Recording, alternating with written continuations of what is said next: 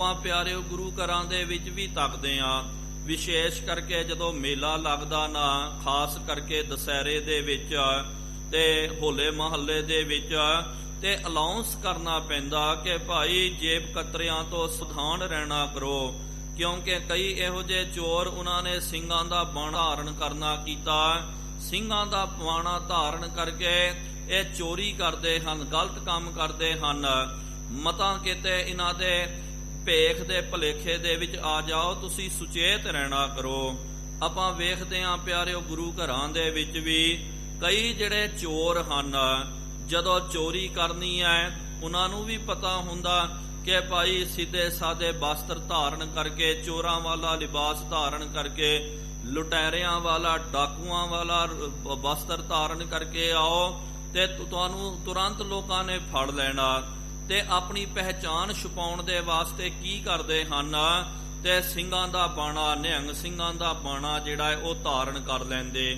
ਨਾਲ ਇਹਨਾਂ ਨੂੰ ਇਹ ਵੀ ਪਤਾ ਹੁੰਦਾ ਕਿ ਭਾਈ ਜਿਸ ਬਾਣੇ ਦਾ ਸਭ ਤੋਂ ਜ਼ਿਆਦਾ ਸਤਿਕਾਰ ਹੁੰਦਾ ਨਾ, ਉਹੀ ਬਾਣਾ ਇਹ ਧਾਰਨ ਕਰਦੇ, ਕਿਉਂਕਿ ਨਿਹੰਗ ਸਿੰਘਾਂ ਦੇ ਬਾਣੇ ਦਾ ਬੜਾ ਸਨਮਾਨ ਹੈ, ਬੜਾ ਸਤਿਕਾਰ ਹੈ। ਇਸ ਕਰਕੇ ਕੋਈ ਤੁਰੰਤ ਤਾਂ ਪਹਿਚਾਣ ਨਹੀਂ ਸਕਦਾ, ਉਹ ਜਿਹਾ ਬਾਣਾ ਧਾਰਨ ਕਰ ਲੈਂਦੇ, ਆਪਣੀ ਬਾਹਰੀ ਪਹਿਚਾਣ ਛੁਪਾ ਲੈਂਦੇ, ਲੇਕਿਨ ਅੰਦਰ ਖਾਤੇ ਉਹੀ ਕੰਮ ਕਰਨਾ, ਚੋਰੀ ਕਰਨੀ ਹੈ, ਯਾਰੀਆਂ ਕਰਨੀਆਂ, ਡਕੈਤੀਆਂ ਕਰਨੀਆਂ। ਇਸ ਤਰ੍ਹਾਂ ਹੀ ਪਿਆਰਿਓ ਭਾਈ ਮੂਲੇ ਦੇ ਕੋਲ ਇੱਕ ਚੋਰ ਜਿਹੜਾ ਹੈ, ਉਹਨੇ ਸਿੱਖੀ ਦਾ ਰੂਪ ਧਾਰਨ ਕਰਕੇ ਭਾਈ ਮੂਲੇ ਦੇ ਘਰ ਵਿੱਚ ਆ ਗਿਆ। ਬਾਣੀ ਕੰਠ ਪੜ੍ਹੈ ਕਰ ਪ੍ਰੀਤ, ਨਾਲ ਉਹਨੇ ਕੀ ਕਰਨਾ ਕੀਤਾ, ਆਪਣਾ ਪ੍ਰਭਾਵ ਜਮਾਉਣ ਦੇ ਵਾਸਤੇ ਉਹਨੇ ਬਾਣੀ ਵੀ ਕੰਠ ਕਰਨੀ ਕੀਤੀ। ਕੁਛ ਬਾਣੀਆਂ ਵੀ ਉਹਨੂੰ ਕੰਠ ਸੀ ਬਹੁਤ, ਜਦੋਂ ਵੀ ਬਹਿੰਦਾ ਤੇ ਬਹੁਤ ਸੁਰੀਲੀ ਆਵਾਜ਼ ਦੇ ਵਿੱਚ ਉਹ ਬਾਣੀ ਦਾ ਜਾਪ ਕਰਦਾ। ਮਨ ਲੋਭੀ ਜਿਹ ਮਤ ਵਿਪਰੀਤ, ਲੇਕਿਨ ਕਵੀ ਰਾਜੀ ਇੱਥੇ ਬਚਨ ਕਰਦੇ ਹਨ, ਬੇਸ਼ੱਕ ਇਹਨੇ ਲਿਬਾਸ ਸਿੱਖੀ ਦਾ ਧਾਰਨ ਕਰਨਾ ਕੀਤਾ, ਬਾਣੀ ਵੀ ਇਹਨੂੰ ਬਹੁਤ ਜ਼ਿਆਦੀ ਕੰਠ ਸੀ, ਬਹੁਤ ਵਧੀਆ ਬੋਲਦਾ, ਲੇਕਿਨ ਮਨ ਜਿਹੜਾ ਲੋਭੀ ਸੀ ਤੇ ਇਹਦੀ ਮਤ ਜਿਹੜੀ ਹੈ ਵਿਪਰੀਤ ਸੀ, ਬਾਣੀ ਤੋਂ ਵਿਪਰੀਤ। ਬਾਣੀ ਤਾਂ ਪੜ੍ਹਦਾ ਸੀ ਲੇਕਿਨ ਆਪਣੇ ਕਰਮ ਜਿਹੜਾ ਬਾਣੀ ਤੋਂ ਵਿਪਰੀਤ ਕਰਦਾ। ਪਿਆਰਿਓ ਮਾਫ ਕਰਿਓ, ਲੇਕਿਨ ਇਹ ਹਕੀਕਤ ਹੈ, ਇਹ ਜ਼ਿਆਦਾਤਰ ਤਾਂ ਇਹ ਸੱਚਾਈ ਅੱਜ ਵੀ ਆਪਾਂ ਵੇਖ ਸਕਦੇ ਹਾਂ। ਕਈ ਲੋਕ ਕੀ ਕਰਦੇ ਹਨ, ਜੇ ਠੱਗੀ ਮਾਰਨੀ ਹੋਵੇ, ਲੋਕਾਂ ਨੂੰ ਠੱਗਣਾ ਹੋਵੇ, ਤਾਂ ਕੀ ਕਰਦੇ ਕਿ ਸਾਧੂਆਂ ਦਾ, ਸੰਤਾਂ ਦਾ ਲਿਬਾਸ ਧਾਰਨ ਕਰ ਲੈਣਾ ਤੇ ਕੁਛ ਬਾਣੀ ਜਿਹੜੀ ਹੈ ਉਹ ਕੰਠ ਕਰ ਲੈਂਦੇ ਹਨ, ਵੱਡੇ ਉਹ ਬੁਲਾਰੇ ਬਣ ਜਾਂਦੇ ਹਨ ਤੇ ਨਾਲ ਬੜਾ ਉਪਦੇਸ਼ ਦੇਣਾ। ਲੇਕਿਨ ਜਦੋਂ ਵੀ ਕਿਤੇ ਕੋਲ ਜਾਂਦੇ ਤੇ ਉਹਨਾਂ ਦਾ ਕੰਮ ਇਹੀ ਹੁੰਦਾ, ਇਹ ਤਾਂ ਦਿਖਾਵਾ ਹੁੰਦਾ ਹੈ। ਜਿਸ ਤਰ੍ਹਾਂ ਕਿ ਸ਼ਿਕਾਰੀ ਆਪਣੇ ਸ਼ਿਕਾਰ ਨੂੰ ਫੜਨ ਵਾਸਤੇ ਉਹ ਚਾਰਾ ਪਾਉਂਦਾ, ਉਹ ਸ਼ਿਕਾਰ ਨੂੰ ਪ੍ਰਭਾਵਿਤ ਕਰਨ ਵਾਸਤੇ ਦਾਣੇ ਸੁੱਟਦਾ ਹੈ।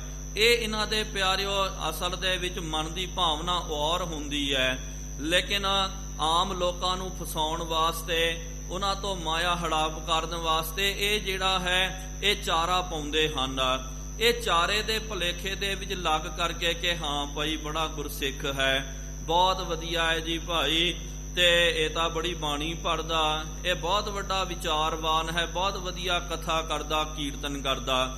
ਜਦੋਂ ਆਮ ਲੋਕ ਪ੍ਰਭਾਵਿਤ ਹੋ ਕਰਕੇ ਉਹਦੇ ਕੋਲ ਆ ਜਾਂਦੇ ਤੇ ਆਪਣੀ ਜਾਲ ਦੇ ਵਿੱਚ ਫਸਾ ਕੇ ਉਹਨਾਂ ਨੂੰ ਇਹ ਲੁੱਟਦੇ ਹਨ, ਉਹਨਾਂ ਸੰਗਤ ਦਾ ਫਿਰ ਇਹ ਸ਼ੋਸ਼ਣ ਕਰਦੇ ਹਨ। ਇਸ ਕਰਕੇ ਪਿਆਰਿਓ ਸਿਰਫ ਇਹੋ ਜਿਹੇ ਜਿਹੜੇ ਲੋਕ ਸਤਿਗੁਰੂ ਮਹਾਰਾਜ ਜੀ ਨੇ ਇਹੋ ਜਿਹਾ ਜਿਹੜਾ ਧਿਆਨ ਵੀ ਧਾਰਨ ਕਰਦੇ, ਉਹਨਾਂ ਨੂੰ ਮਹਾਰਾਜ ਜੀ ਨੇ ਫਿਰ ਬਗਲ ਸਮਾਦ ਕਿਹਾ।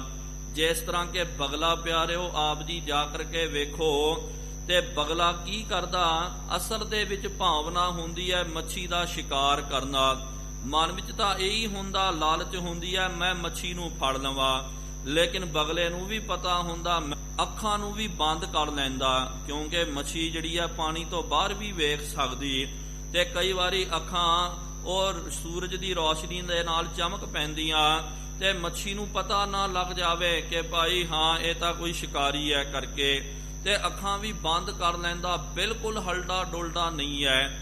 ਲੇਕਿਨ ਇਹ ਭੁਲੇਖੇ ਦੇ ਵਿੱਚ ਮੱਛੀ ਨੂੰ ਲੱਗਦਾ ਕਿ ਭਾਈ ਕੋਈ ਲੱਕੜ ਆਦਿਕ ਪਈ ਹੋਈ ਹੈ, ਉਹਦੇ ਲਾਗੇ ਜਦੋਂ ਜਾਂਦੀ ਹੈ ਇੱਕਦਮ ਆਪਣਾ ਧਿਆਨ ਤੋੜ ਕਰਕੇ ਚੁੰਝ ਮਾਰ ਕਰਕੇ ਆਪਣਾ ਕੰਮ ਕਰ ਜਾਂਦਾ, ਉਡਾਰੀ ਮਾਰ ਜਾਂਦਾ। ਇਸ ਤਰ੍ਹਾਂ ਪਿਆਰਿਓ ਮਾਫ ਕਰਨਾ ਇਹ ਹਰ ਕਿਸੇ ਦੀ ਗੱਲ ਨਹੀਂ ਹੈ, ਲੇਕਿਨ ਜ਼ਿਆਦਾਤਰ ਇਹ ਸਾਧੂਆਂ ਦਾ ਸੰਤਾਂ ਦਾ ਜੋ ਲਿਬਾਸ ਹੈ। ਅੱਜ ਆਪਾਂ ਵੇਖਦੇ ਹਾਂ ਪਿਆਰਿਓ ਕਿਸੇ ਜ਼ਮਾਨੇ ਦੇ ਵਿੱਚ ਬਹੁਤ ਘੱਟ ਲੋਕ ਜਿਹੜੇ ਹਨ ਇਸ ਮਾਰਗ ਦੇ ਉੱਤੇ, ਕਿਉਂਕਿ ਉਨੀ ਸਖਤਾਈ ਹੁੰਦੀ ਸੀ, ਲੇਕਿਨ ਅੱਜ ਪਿਆਰਿਓ ਕਈਆਂ ਨੇ ਆਪਣਾ ਪ੍ਰੋਫੈਸ਼ਨਲ ਇਹਨੂੰ ਬਣਾਉਣਾ ਕੀਤਾ। ਪਤਾ ਹੁੰਦਾ ਕਿ ਭਾਈ ਕੋਈ ਵੀ ਬੰਦਾ ਜਦੋਂ ਵੇਲੜ ਹੋ ਜਾਵੇ ਕੋਈ ਕੁਛ ਨਹੀਂ ਕਰ ਸਕਦਾ, ਕਹਿੰਦੇ ਜੀ ਚੱਲ ਭਾਈ ਚੋਲਾ ਪਾ ਲੈ, 4-5 ਚੇਲਿਆਂ ਨੂੰ ਲੈ ਲੈ ਤੇ ਲੈ ਕਰਕੇ ਹੁਣ ਜਾ ਕਰਕੇ ਬਾਰੀ ਤੌਰ ਤੇ ਪ੍ਰਚਾਰ ਕਰ, ਇਹ ਕਰ ਤੇ ਅੰਦਰ ਖਾਤੇ ਲੋਕਾਂ ਨੂੰ ਲੁੱਟੀ ਜਾਣਾ। ਕਈ ਪਿਆਰਿਓ ਇਹੋ ਜਿਹੇ ਭੇਸ ਧਾਰਨ ਕਰਕੇ ਗੁਰਦੁਆਰਿਆਂ ਦੇ ਨਾਮ ਦੇ ਉੱਤੇ ਐਵੇਂ ਅਖੌਤੀ ਕੁਛ ਵੀ ਬਣਾ ਕਰਕੇ ਸੰਗਤਾਂ ਨੂੰ ਜਾ ਕਰਕੇ ਲੁੱਟਦੇ ਹਨ। ਲੇਕਿਨ ਇਹਦੇ ਨਾਲ ਪਿਆਰਿਓ ਗਲਤ ਕੀ ਹੁੰਦਾ, ਜਦੋਂ ਕੋਈ ਬੰਦਾ ਇਹਨਾਂ ਦੀ ਜਾਲ ਵਿੱਚ ਫਸ ਜਾਂਦਾ, ਉਹਦੀ ਜਦੋਂ ਹਕੀਕਤ ਦਾ ਪਤਾ ਲੱਗਦਾ, ਉਹਦੇ ਡਿੰਮ ਦਾ ਜਦੋਂ ਪਤਾ ਚੱਲ ਜਾਂਦਾ, ਉਹ ਫਿਰ ਪਿਆਰਿਓ ਉਹਦੇ ਨਾਲ ਵੀ ਟੁੱਟ ਜਾਂਦਾ। ਨਾਲ ਸਿੱਖੀ ਤੋਂ ਵੀ ਪਿਆਰਿਓ ਉਹਦਾ ਵਿਸ਼ਵਾਸ ਜਿਹੜਾ ਘਟ ਜਾਂਦਾ, ਉੱਠ ਜਾਂਦਾ। ਉਹ ਫਿਰ ਆਮ ਕਹਿ ਦਿੰਦੇ ਜੀ ਸਾਰੇ ਇਸ ਤਰ੍ਹਾਂ ਹੀ ਹਨ, ਸਾਰੇ ਠੱਗ ਬੈਠੇ ਹੋਏ, ਸਾਰੇ ਲੁਟੇਰੇ ਬੈਠੇ ਹੋਏ। ਨਹੀਂ ਪਿਆਰਿਓ, ਬਹੁਤਾਤ ਦੇ ਵਿੱਚ ਹੋਣਗੇ ਜਾਂ ਘੱਟ ਗਿਣਤੀ ਦੇ ਵਿੱਚ, ਲੇਕਿਨ ਸੱਚੇ ਵੀ ਜਿਹੜੇ ਮਹਾਂਪੁਰਖ ਹੁੰਦੇ ਹਨ, ਸੱਚੇ ਵੀ ਸਿੱਖ ਹੁੰਦੇ ਹਨ ਜੋ ਸ਼ਬਦ ਦੀ ਕਮਾਈ ਕਰਦੇ। ਇਸ ਤਰ੍ਹਾਂ ਇਹ ਲੁਟੇਰਾ ਜਿਹੜਾ ਕੀ ਕਰਦਾ ਸੀ, ਲੋਕਾਂ ਨੂੰ ਭੁਲੇਖਾ ਦੇਣ ਵਾਸਤੇ ਕੁਛ ਬਾਣੀ ਵੀ ਇਹਨੇ ਕੰਠ ਕਰਨੀ ਕੀਤੀ, ਜਿਹਦੇ ਵੀ ਘਰ ਵਿੱਚ ਜਾਣਾ ਉੱਚੀ ਉੱਚੀ ਬਾਣੀ ਪੜ੍ਹਨਾ, ਪ੍ਰਵਚਨ ਵੀ ਕਰਨਾ। ਵੇਖ ਕਰਕੇ ਆਮ ਜਿਹੜੇ ਸ਼ਰਧਾਲੂ ਉਹ ਬੜੇ ਪ੍ਰਭਾਵਿਤ ਹੁੰਦੇ ਸਨ।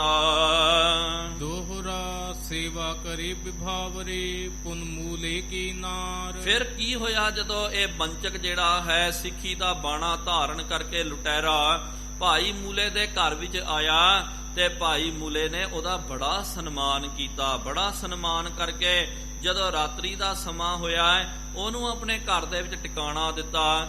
ਮੂਲੇ ਦੀ ਘਰਵਾਲੀ ਨੇ ਵੀ ਉਹਦੀ ਬਹੁਤ ਜ਼ਿਆਦੀ ਸੇਵਾ ਕੀਤੀ।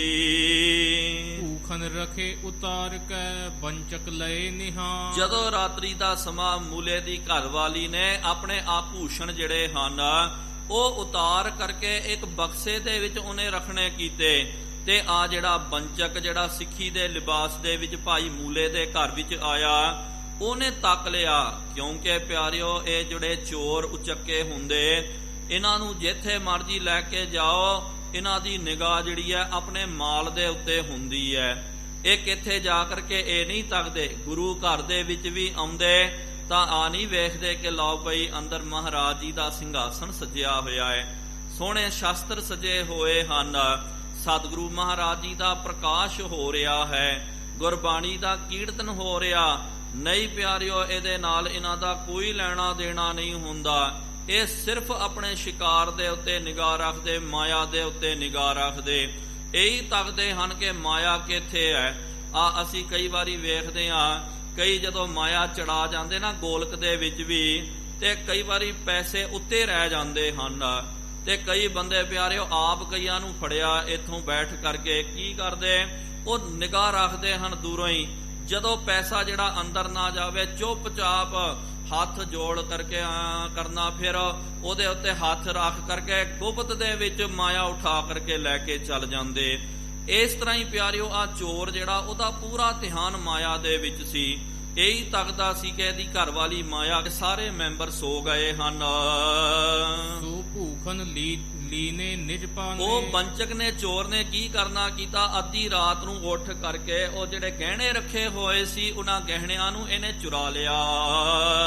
ਨਿਕਸਨ ਲਗਿਓ ਬਹਿਰ ਕੋ ਧਾਏ। ਜਦੋਂ ਫਿਰ ਚੁਰਾ ਕਰਕੇ ਘਰ ਤੋਂ ਬਾਹਰ ਜਦੋਂ ਨਿਕਲਣ ਲੱਗਾ, ਤਾਰੂ ਪੌਰ ਪਿਖਿਓ ਹਟ ਆਏ। ਅੱਗੇ ਕੀ ਤੱਕਦਾ ਕਿ ਭਾਈ ਘਰ ਦੇ ਵਿੱਚ ਜਿਹੜਾ ਹੈ ਮੂਲ ਮੇਨ ਜਿਹੜਾ ਦਰਵਾਜ਼ਾ ਸੀ, ਉੱਥੇ ਤਾਲਾ ਮਾਰਿਆ ਹੋਇਆ, ਚਿੰਦਰਾ ਮਾਰਿਆ ਹੋਇਆ, ਤੇ ਤਾਲੇ ਨੂੰ ਵੇਖ ਕਰਕੇ ਬੰਚਕ ਚੋਰ ਵਾਪਸ ਆ ਗਿਆ। ਮੂਲੇ ਕੋ ਕਰ ਸੰਗ ਜਗਾਵਾ। ਉਹਨੇ ਕੀ ਕਰਨਾ ਕੀਤਾ? ਭਾਈ ਮੂਲੇ ਨੂੰ ਜਗਾਉਣਾ ਕੀਤਾ। ਕਹਿਣ ਲੱਗਾ, ਮੂਲਿਆ ਭਾਈ ਤੂੰ ਜਾਗਰਤ ਹੋ। ਕਪਟ ਧਾਰ ਕੇ ਬਚਨ ਅਲਾਵਾ। ਅੰਦਰ ਤਾਂ ਕਪਟ ਇਹਨੇ ਧਾਰਨ ਕਰਨਾ ਕੀਤਾ। ਇਹ ਤਾਂ ਭਜਣਾ ਚਾਹੁੰਦਾ ਸੀ, ਲੇਕਿਨ ਇਹਨੇ ਕੁਝ ਬਹਾਨਾ। ਇਹ ਤਾਂ ਨਹੀਂ ਕਹਿ ਸਕਦਾ ਕਿ ਮੈਂ ਭਈ ਚੋਰੀ ਕਰ ਲਈ ਐ, ਹੁਣ ਦਰਵਾਜ਼ਾ ਖੋਲ ਮੈਂ ਭੱਜ ਜਾਵਾਂ। ਇਹਦੇ ਮਨ ਨੇ ਕਪਟ ਧਾਰਨ ਕਰਕੇ ਮੂਲੇ ਨੂੰ ਬਚਨ ਕੀਤਾ। ਜਾਵੋਂ ਵਹਿਰ ਦੀਜੀਏ ਤਾਰੀ। ਕਹਿੰਦਾ ਕਿ ਭਾਈ ਤੂੰ ਚਾਬੀ ਦੇਣਾ ਕਰ ਤੇ ਮੈਂ ਹੁਣ ਘਰ ਤੋਂ ਬਾਹਰ ਜਾਵਾਂ। ਹੋਵਤ ਸੂਰ ਉਦਰ ਮੁਝ ਭਾਰੀ। ਕਹਿੰਦਾ ਮੇਰਾ ਪੇਟ ਬਹੁਤ ਜਿਹੜਾ ਗੜਬੜਾ ਗਿਆ ਹੈ, ਪੇਟ ਦੇ ਵਿੱਚ ਬਹੁਤ ਜ਼ਿਆਦੀ ਪੀੜਾ ਹੁੰਦੀ ਹੈ, ਤੇ ਤੂੰ ਭਾਈ ਚਾਬੀ ਦੇਣਾ ਕਰ। ਮੈਂ ਜਾ ਕਰਕੇ ਬਾਰ-ਬਾਰ ਸ਼ੌਚੇ ਜਾ ਕੇ ਆਉਣਾ ਕਰਾਂ, ਮੈਂ ਜਾ ਕਰਕੇ ਆਪਣੇ ਮਲ ਮੂਤਰ ਦਾ ਤਿਆਗ ਕਰਨਾ ਕਰਾਂ। ਕਿਉਂਕਿ ਪਿਆਰਿਓ, ਉਹਨਾਂ ਜ਼ਮਾਨਿਆਂ ਦੇ ਵਿੱਚ ਅੱਜ ਦੇਖੋ ਘਰਾਂ ਦੇ ਵਿੱਚ ਲੈਟਰਿਨ ਬਾਥਰੂਮ ਬਣ ਗਏ। ਸ਼ੌਚੇ ਵਾਸਤੇ ਜੇ ਜਾਣਾ ਹੋਵੇ ਤੇ ਫਿਰ ਘਰ ਦੇ ਵਿੱਚ ਹੀ ਉਹਦਾ ਪੂਰਾ ਪ੍ਰਬੰਧ ਹੁੰਦਾ। ਲੇਕਿਨ ਪਹਿਲੇ ਜ਼ਮਾਨਿਆਂ ਦੇ ਵਿੱਚ ਪਿਆਰਿਓ, ਸ਼ੌਚੇ ਜਾਣਾ ਹੋਵੇ ਤਾਂ ਫਿਰ ਬਾਰ-ਬਾਰ ਜਾ ਕਰਕੇ ਆਪਣੇ ਮਲ ਮੂਤਰ ਦਾ ਵਿਸਰਜਨ ਕੀਤਾ ਜਾਂਦਾ ਸੀ। ਇਹ ਕਹਿਣ ਲੱਗਾ ਕਿ ਭਾਈ ਪੇਟ ਵਿੱਚ ਬਹੁਤ ਜ਼ਿਆਦੀ ਪੀੜਾ ਹੋ ਰਹੀ ਹੈ, ਚੱਲ ਮੈਂ ਜਾਵਾਂ ਸ਼ੌਚੇ ਜਾ ਕੇ ਆਵਾਂ, ਤੂੰ ਮੈਨੂੰ ਚਾਬੀ ਦੇਣਾ ਕਰ। ਦੋਹਰਾ ਮੂਲਾ ਬੋਲਿਓ ਸੰਤ ਜੀ, ਵਹਿਰ ਤਿਮਰ ਕਿਉਂ ਜਾ। ਹੱਥ ਜੋੜ ਕਰਕੇ ਭਾਈ ਮੂਲਾ, ਦੇਖੋ ਕਿੰਨੀ ਜ਼ਿਆਦੀ ਸ਼ਰਧਾ ਹੈ। ਭਾਈ ਮੂਲੇ ਨੇ ਬਚਨ ਕੀਤਾ। ਉਹਨੂੰ ਤਾਂ ਨਹੀਂ ਪਤਾ ਕਿ ਭਈ ਇਹ ਚੋਰ ਹੈ। ਕਹਿੰਦਾ ਕਿ ਸੰਤ ਜੀ ਤੁਸੀਂ ਬਾਹਰ ਕਿਉਂ ਜਾਂਦੇ ਹੋ? ਅੱਧੀ ਰਾਤ ਦਾ ਸਮਾਂ ਹੈ, ਬਾਹਰ ਜਾਓਗੇ ਕੋਈ ਜਾਨਵਰ ਲੜ ਜਾਵੇਗਾ, ਵਿਪਤਾ ਦੇ ਵਿੱਚ ਫਸ ਸਕਦੇ ਹੋ। ਰਮਨੇ ਬੈਠੋ ਅਜਰ ਮਹਿ, ਹਾਂ ਉਚਾਏ ਹਾਂ ਪ੍ਰਾ। ਜੇ ਤੁਸੀਂ ਸ਼ੌਚੇ ਜਾਣਾ ਨਾ, ਕੋਈ ਗੱਲ ਨਹੀਂ ਹੈ, ਬਾਹਰ ਨਾ ਜਾਣਾ ਕਰੋ। ਇੱਥੇ ਜਿਹੜੇ ਵਿਹੜੇ ਦੇ ਵਿੱਚ ਇੱਕ ਪਾਸੇ ਹੋ ਕਰਕੇ ਆਪ ਜੀ ਸ਼ੌਚੇ ਚੱਲ ਜਾਓ, ਰਮਣੇ ਵਾਸਤੇ ਚੱਲ ਜਾਓ।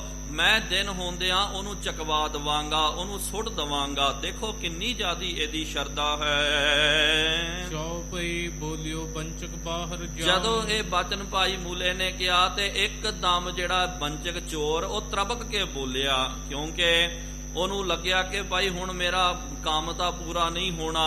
ਜੇ ਮੈਨੇ ਇੰਜ ਕਰ ਦਿੱਤਾ ਤਾਂ ਮੈਂ ਬਾਹਰ ਨਹੀਂ ਜਾ ਸਕਦਾ, ਤੇ ਜਦੋਂ ਦਿਨ ਦੇ ਵਿੱਚ ਰੌਲਾ ਪੈ ਜਾਵੇਗਾ ਚੋਰੀ ਹੋ ਗਈ, ਇਹਨਾਂ ਨੇ ਮੈਨੂੰ ਫੜ ਲੈਣਾ। ਫਿਰ ਬੰਚਕ ਜਿਹੜਾ ਕਹਿਣ ਲੱਗਾ, ਨਹੀਂ ਭਾਈ ਮੈਂ ਇਹ ਥੋੜੀ ਕਰ ਸਕਦਾ ਹਾਂ, ਚੱਲ ਤੂੰ ਮੈਨੂੰ ਚਾਬੀ ਦੇਣਾ ਕਰ, ਜਿੰਦਰਾ ਖੋਲ ਦੇ, ਮੈਂ ਬਾਹਰ ਜਾਵਾਂ ਰਮਣੇ ਵਾਸਤੇ। ਸਦਨ ਵਿਖੇ ਬੈਠਤ ਸ਼ਰਮਾ। ਘਰ ਦੇ ਵਿੱਚ ਜੇ ਮੈਂ ਬੈੰਦਾ ਹਾਂ, ਰਮਣੇ ਕਰਦਾ, ਤਾਂ ਇਹਦੇ ਵਿੱਚ ਬਹੁਤ ਮੈਨੂੰ ਸ਼ਰਮ ਆਉਂਦੀ ਹੈ। ਕੁਝ ਕੈ ਮੂਲਾ ਲੈ ਕਰਤਾਰੀ। ਫਿਰ ਕੀ ਕੀਤਾ ਇਹਨੇ? ਬਾਰ-ਬਾਰ ਜਦੋਂ ਰੱਟ ਲਾਈ, ਜਿੱਦ ਕਰਨਾ ਕੀਤਾ। ਭਾਈ ਮੂਲੇ ਨੇ ਕਿਹਾ ਕੋਈ ਗੱਲ ਨਹੀਂ ਹੈ, ਜੇ ਤੂੰ ਬਾਹਰੀ ਜਾਣਾ ਨਾ ਤੇ ਫਿਰ ਚਾਬੀ ਲਿਆ ਕਰਕੇ ਦੇ ਦਿੱਤੀ, ਜਿੰਦਰਾ ਖੋਲ ਦਿੱਤਾ। ਆਇਓ ਜਬ ਹੀ ਅਜਰ ਮਝਾਰੀ। ਜਦੋਂ ਫਿਰ ਚਾਬੀ ਲੈ ਕਰਕੇ ਭਾਈ ਮੂਲਾ ਵਿਹੜੇ ਦੇ ਵਿੱਚ ਆਇਆ, ਜਦੋਂ ਬਾਰ-ਬਾਰ ਜਾਣ ਲੱਗਾ, ਪੰਚਕ ਕਾਂਖ ਵਿਖੇ ਤੇ ਗਿਰੇ। ਤਾਂ ਫਿਰ ਪਿਆਰਿਓ ਉਹ ਚੋਰ ਜਿਹੜਾ ਹੈ ਭਾਈ ਮੂਲੇ ਦੇ ਗਹਿਣੇ ਜਿਹਨੇ ਚੁਰਾਉਣੇ ਕੀਤੇ, ਚੁਰਾ ਕਰਕੇ ਪੋਟਲੀ ਦੇ ਵਿੱਚ ਜਿਹੜਾ ਬੰਨ ਕਰਕੇ ਰੱਖ ਦਿੱਤਾ ਸੀ, ਦੇਵਨੇਤ ਦੇ ਨਾਲ ਕੀ ਭਾਣਾ ਵਰਤਿਆ, ਇੱਕਦਮ ਉਹ ਚੁਰਾਇਆ ਹੋਇਆ ਮਾਲ ਜਿਹੜਾ ਧਰਤੀ ਤੇ ਗਿਰ ਗਿਆ। ਭੂਖਨ ਪੁਨ ਨਾ ਉਠਾਏ ਸੋ ਡਰੇ। ਫਿਰ ਹੁਣ ਜਿਹੜਾ ਚੋਰ ਜਿਹੜਾ ਹੈ ਉਹ ਡਰਿਆ, ਚੋਰ ਮੂਲੇ ਦੇ ਵੱਲ ਵੇਖ ਰਿਹਾ ਤੇ ਭਾਈ ਮੂਲਾ ਆ ਬੰਚਕ ਦੇ ਵੱਲ ਜਿਹੜੇ ਸਿੱਖੀ ਦੇ ਬਾਣੇ ਦੇ ਵਿੱਚ ਆਇਆ ਸੀ ਉਹਨੂੰ ਵੇਖ ਰਿਹਾ। ਇੱਕ ਦੂਜੇ ਨੂੰ ਇਹ ਵੇਖ ਰਹੇ ਹਨ। ਮੂਲੇ ਤਬ ਉਠਾਏ ਨਿਜ ਹੱਥ। ਫਿਰ ਮੂਲੇ ਨੇ ਕੀ ਕਰਨਾ ਕੀਤਾ? ਮੂਲੇ ਨੂੰ ਪਤਾ ਚੱਲ ਗਿਆ ਭਾਈ ਮੂਲੇ ਨੂੰ ਕਿ ਭਾਈ ਇਹ ਤਾਂ ਮੇਰੇ ਗਹਿਣੇ ਹਨ, ਮੇਰੇ ਘਰਵਾਲੀ ਦੇ ਇਹ ਗਹਿਣੇ ਹਨ। ਇਹ ਸਿੱਖੀ ਦੇ ਲਿਬਾਸ ਦੇ ਵਿੱਚ ਇਹ ਚੋਰ ਆਇਆ ਮੇਰੇ ਘਰ ਦੇ ਵਿੱਚ, ਇਹ ਚੋਰੀ ਕਰਕੇ ਜਾ ਰਿਹਾ। ਫਿਰ ਵੀ ਪਿਆਰਿਓ ਉਹਨੇ ਸਿੱਖੀ ਦਾ ਲਿਬਾਸ ਧਾਰਨ ਕਰਨਾ ਕੀਤਾ ਤੇ ਮਤਾ ਕਿਤੇ ਸਿੱਖੀ ਨੂੰ ਦਾਗ ਨਾ ਲੱਗ ਜਾਵੇ। ਇਸ ਕਰਕੇ ਭਾਈ ਮੂਲੇ ਨੇ ਪ੍ਰੇਮ ਦੇ ਵਿੱਚ ਆ ਕਰਕੇ ਉਹ ਗਹਿਣੇ ਜਿੱਥੇ ਗਿਰੇ ਹੋਏ ਸਨ ਉਹਨੂੰ ਆਪ ਹੱਥਾਂ ਦੇ ਨਾਲ ਚੱਕਿਆ।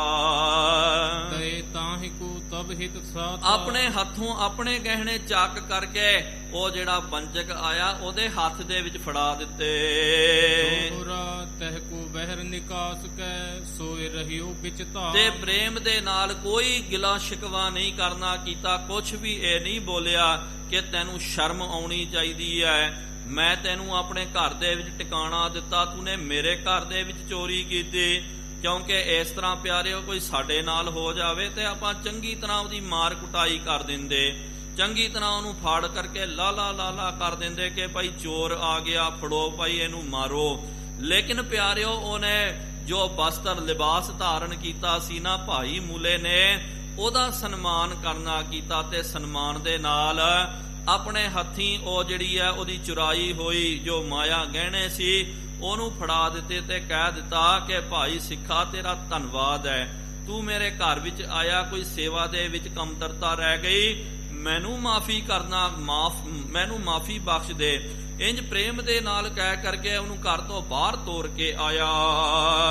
ਭੀ ਪ੍ਰਭਾਤ ਤਹਿ ਥਾਨ ਕੋ ਦੇਖਤ ਮੂਲੇ ਬਾ, ਜਦੋਂ ਫਿਰ ਕੀ ਹੋਇਆ, ਵਾਪਸ ਆ ਕਰਕੇ ਵਿਸ਼ਰਾਮ ਦੇ ਵਿੱਚ ਭਾਈ ਮੂਲਾ ਚੱਲ ਗਿਆ। ਜਦੋਂ ਦਿਨ ਚੜਿਆ ਚੌਪਈ ਭੂਖਨ ਧਰੇ ਨਹੀਂ ਕਹਿ ਥਾਹੀ, ਉਹਦੀ ਘਰਵਾਲੀ ਜਿਹੜੀ ਹੈ ਉੱਠ ਕਰਕੇ ਇਸ਼ਨਾਨ ਪਾਨ ਕਰਕੇ ਜਦੋਂ ਗਹਿਣਿਆਂ ਨੂੰ ਧਾਰਨ ਕਰਨ ਵਾਸਤੇ ਗਈ, ਘਰ ਵਾਲੀ ਕੀ ਤੱਕਦੀ ਹੈ ਕਿ ਭਾਈ ਗਹਿਣੇ ਜਿਹੜੇ ਹਨ ਮੇਰੇ ਨਹੀਂ ਨਜ਼ਰ ਆ ਰਹੇ। ਕਹਾਂ ਗਏ ਕਹਿ ਲੀਨ ਚੁਰਾਈ, ਉਹਨੇ ਫਿਰ ਰੌਣਾ ਪਾਉਣਾ ਸ਼ੁਰੂ ਕਰ ਦਿੱਤਾ, ਕਹਿ ਦਿੱਤਾ ਮੂਲੇ ਨੂੰ, ਕਹਿੰਦੀ ਹੈ ਕਿ ਦੇਖੋ ਸਵਾਮੀ ਜੀ ਮੇਰੇ ਗਹਿਣੇ ਰੱਖੇ ਹੋਏ ਸੀ, ਰਾਤ ਨੂੰ ਮੈਨੂੰ ਚੰਗੀ ਤਰ੍ਹਾਂ ਯਾਦ ਹੈ ਮੈਨੇ ਉਤਾਰ ਕਰਕੇ ਰੱਖਣਾ ਕੀਤਾ, ਹੁਣ ਦਿਨ ਚੜ ਗਿਆ, ਪਤਾ ਨਹੀਂ ਉਹ ਗਹਿਣੇ ਕਿੱਥੇ ਚੱਲ ਗਏ, ਕਿ ਕੌਣ ਚੁਰਾ ਕੇ ਲੈ ਕੇ ਗਿਆ।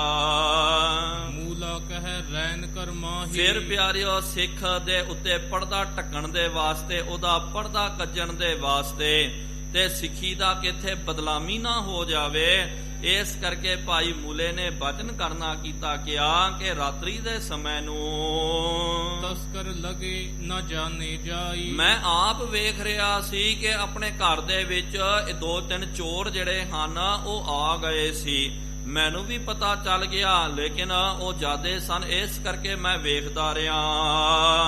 ਲੈ ਗਮਨੇ ਭੂਖਨ ਕੋ ਸੋਈ, ਮੈਨੇ ਆਪ ਤੱਕਣਾ ਕੀਤਾ ਕਿ ਉਹਨਾਂ ਨੇ ਆਪਣੇ ਗਹਿਣੇ ਚੁਰਾ ਕਰਕੇ ਉਹ ਚੋਰ ਚੱਲ ਗਏ, ਭੱਜ ਗਏ। ਬਿਨ ਜਾਗੇ ਤੇ ਅਸਗਤ ਹੋਈ, ਕਿਉਂਕਿ ਅਸੀਂ ਜਾਗਰਤ ਨਹੀਂ ਹੋਏ, ਮੈਂ ਤਾਂ ਆਰਾਮ ਕਰ ਰਿਹਾ ਸੀ, ਮੈਨੂੰ ਪਤਾ ਚੱਲ ਗਿਆ, ਮੈਨੇ ਸੁੱਤੇ ਸੁੱਤੇ ਇਹ ਸਭ ਕੁਝ ਵੇਖਣਾ ਕੀਤਾ।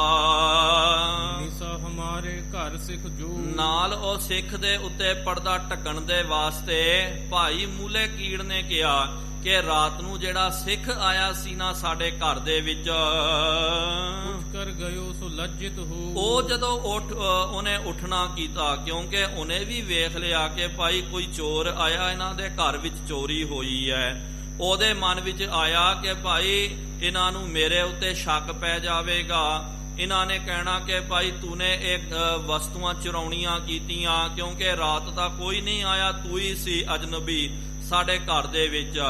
ਇਸ ਕਰਕੇ ਉਹ ਸ਼ਰਮ ਦਾ ਮਾਰਾ ਭਾਈ ਮੂਲਾ ਆਪਣੀ ਘਰਵਾਲੀ ਨੂੰ ਕਹਿੰਦਾ, ਉਹ ਸਿੱਖ ਤਾਂ ਬੜਾ ਗੁਰਮੁਖ ਸੀ, ਬੜਾ ਉਹ ਮਹਾਂਪੁਰਖ ਸੰਤ, ਦੋਸ਼ ਮੁਝ ਅਸ ਜਾਨੀ ਮਨ ਮਾਨ, ਉਹਨੇ ਆਪਣੇ ਮਨ ਦੇ ਵਿੱਚ ਇਹ ਜਾਣਿਆ ਤੇ ਮੈਨੂੰ ਕਿਹਾ ਕਿ ਭਾਈ ਮੂਲਾ ਤੂਨੇ ਬੜਾ ਸਨਮਾਨ ਕੀਤਾ, ਦੇਖ ਰਾਤ ਨੂੰ ਤੂਨੇ ਵੀ ਵੇਖਿਆ ਤੇ ਮੈਨੇ ਵੀ ਵੇਖਿਆ ਚੋਰੀ ਹੋਈ ਹੈ, ਜੇ ਮੈਂ ਰਹਿੰਦਾ ਤੇਰੇ ਘਰ ਵਿੱਚ ਤੇ ਸਾਰਿਆਂ ਨੇ ਮੇਰੇ ਉੱਤੇ ਦੋਸ਼ ਲਾ ਦੇਣਾ ਕਿ ਭਾਈ ਇਹਨੇ ਫਲਾਣੇ ਨੇ ਇਹਨਾਂ ਦੇ ਘਰ ਵਿੱਚ ਚੋਰੀ ਕੀਤੀ, ਇਸ ਕਰਕੇ ਭਾਈ ਮੈਂ ਮਾਫੀ ਚਾਹੁੰਦਾ ਹਾਂ, ਮੇਰੇ ਉੱਤੇ ਦੋਸ਼ ਲੱਗਣ ਤੋਂ ਪਹਿਲਾਂ ਹੀ ਮੈਂ ਇੱਥੋਂ ਨਿਕਲ ਜਾਣਾ ਚਾਹੁੰਦਾ।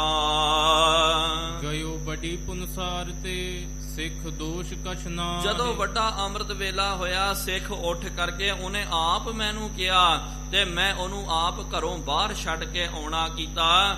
ਇਸ ਤਰ੍ਹਾਂ ਭਾਈ ਮੂਲਾ ਕੀੜ ਆਪਣੀ ਘਰਵਾਲੀ ਨੂੰ ਕਹਿੰਦਾ, ਭਾਗਵਾਨੇ ਉਹ ਸਿੱਖ ਦਾ ਕੋਈ ਦੋਸ਼ ਨਹੀਂ ਹੈ, ਕਿਉਂਕਿ ਘਰਵਾਲੀ ਨੇ ਕਿਹਾ ਕਿ ਰਾਤ ਨੂੰ ਉਹ ਸਿੱਖ ਆਇਆ ਸੀ ਜਿਹਦੀ ਆਪਾਂ ਨੇ ਸੇਵਾ ਕਰਨੀ ਕੀਤੀ, ਲੱਗਦਾ ਉਹੀ ਚੁਰਾ ਕੇ ਲੈ ਕੇ ਗਿਆ, ਜੇ ਉਹ ਚੋਰ ਨਹੀਂ ਹੁੰਦਾ ਤੇ ਉਹ ਭੱਜ ਕੇ ਕਿਉਂ ਜਾਂਦਾ, ਉਹਨੂੰ ਰਹਿਣਾ ਚਾਹੀਦਾ ਸੀ। ਤੇ ਫਿਰ ਸਿੱਖ ਦਾ ਪਰਦਾ ਕੱਜਣ ਦੇ ਵਾਸਤੇ ਭਾਈ ਮੂਲੇ ਨੇ ਕਿਹਾ ਕਿ ਨਹੀਂ ਭਾਗਵਾਨੇ, ਉਹਨੇ ਵੀ ਵੇਖਿਆ, ਮੈਨੇ ਵੀ ਵੇਖਿਆ। ਜੇ ਹੁਣ ਦਿਨੇ ਰੌਲਾ ਪੈ ਗਿਆ ਤੇ ਲੋਕਾਂ ਨੇ ਇਹਦੇ ਸਿੱਖ ਦੇ ਉੱਤੇ ਨਾਮ ਲਾ ਦੇਣਾ, ਸਿੱਖੀ ਦੀ ਬਦਨਾਮੀ ਹੋਵੇਗੀ। ਇਸ ਕਰਕੇ ਉਹਨੇ ਆਪ ਮੈਨੂੰ ਕਿਹਾ, ਮੈਂ ਆਪ ਉਹਨੂੰ ਛੱਡ ਕੇ ਆਇਆ। ਭਾਈ ਮੂਲਾ ਕਹਿੰਦਾ ਮੈਂ ਗਵਾਹੀ ਦਿੰਦਾ ਹਾਂ ਉਹ ਸਿੱਖ ਦਾ ਕੋਈ ਦੋਸ਼ ਨਹੀਂ ਹੈ। ਚੌਪਈ ਨਿਜ ਤਿਉ ਕੋ ਪੂਖਨ ਕਰਵਾਈ। ਆਪਣੀ ਘਰਵਾਲੀ ਨੂੰ ਕਹਿੰਦਾ ਤੂੰ ਕਿਉਂ ਫਿਕਰ ਕਰਦੀ ਹੈ, ਤੇਰੇ ਗਹਿਣੇ ਚੋਰੀ ਹੋ ਗਏ ਨਾ, ਕੋਈ ਗੱਲ ਨਹੀਂ ਹੈ, ਜਿੰਨੇ ਤੇਰੇ ਗਹਿਣੇ ਚੋਰੀ ਹੋ ਗਏ ਮੈਂ ਔਰ ਉਹਨੂੰ ਕਢਾ ਕੇ ਦੇ ਦਵਾਂਗਾ।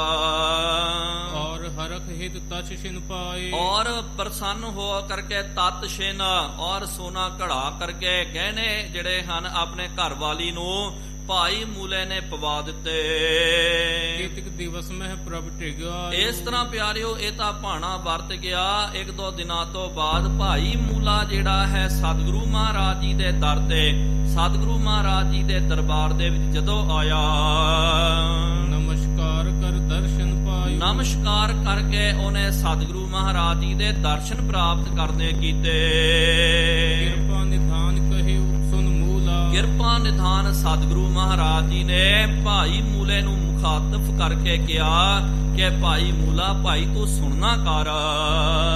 ਹਿਰਦਾ ਤੂਰ ਸਿੱਖੀ ਅਨੁਕੂਲ। ਤੇਰਾ ਹਿਰਦਾ ਜਿਹੜਾ ਸਿੱਖੀ ਦੇ ਇੱਕਦਮ ਅਨੁਕੂਲ ਹੋ ਗਿਆ। ਸਿੱਖੀ ਜਿਹੜੀ ਹੈ ਤੇਰੇ ਮਨ ਦੇ ਵਿੱਚ ਵਸ ਗਈ ਹੈ। ਤੇਰੇ ਮਨ ਦੇ ਵਿੱਚ ਸਿੱਖੀ ਦੇ ਪ੍ਰਤੀ ਬਹੁਤ ਜ਼ਿਆਦਾ ਪ੍ਰੇਮ ਆ ਗਿਆ। ਮਮ ਪਰਦਾ ਤੈਂ ਢਕਨ ਢਕਿਓ ਬਣਾਈ। ਤੂਨੇ ਕੀ ਕਰਨਾ ਕੀਤਾ, ਮੇਰਾ ਪਰਦਾ ਜਿਹੜਾ ਤੂਨੇ ਢੱਕ ਲਿਆ। ਭਾਵ ਕੇ ਸਿੱਖ ਦੇ ਵਿੱਚ ਤੂਨੇ ਇਹੀ ਤਾਂ ਵੇਖਿਆ ਨਾ ਕਿ ਭਾਈ ਜੇ ਆ ਸਿੱਖ ਜੇ ਫੜਿਆ ਜਾਂਦਾ, ਤੂਨੇ ਆਪ ਵੇਖ ਲਿਆ।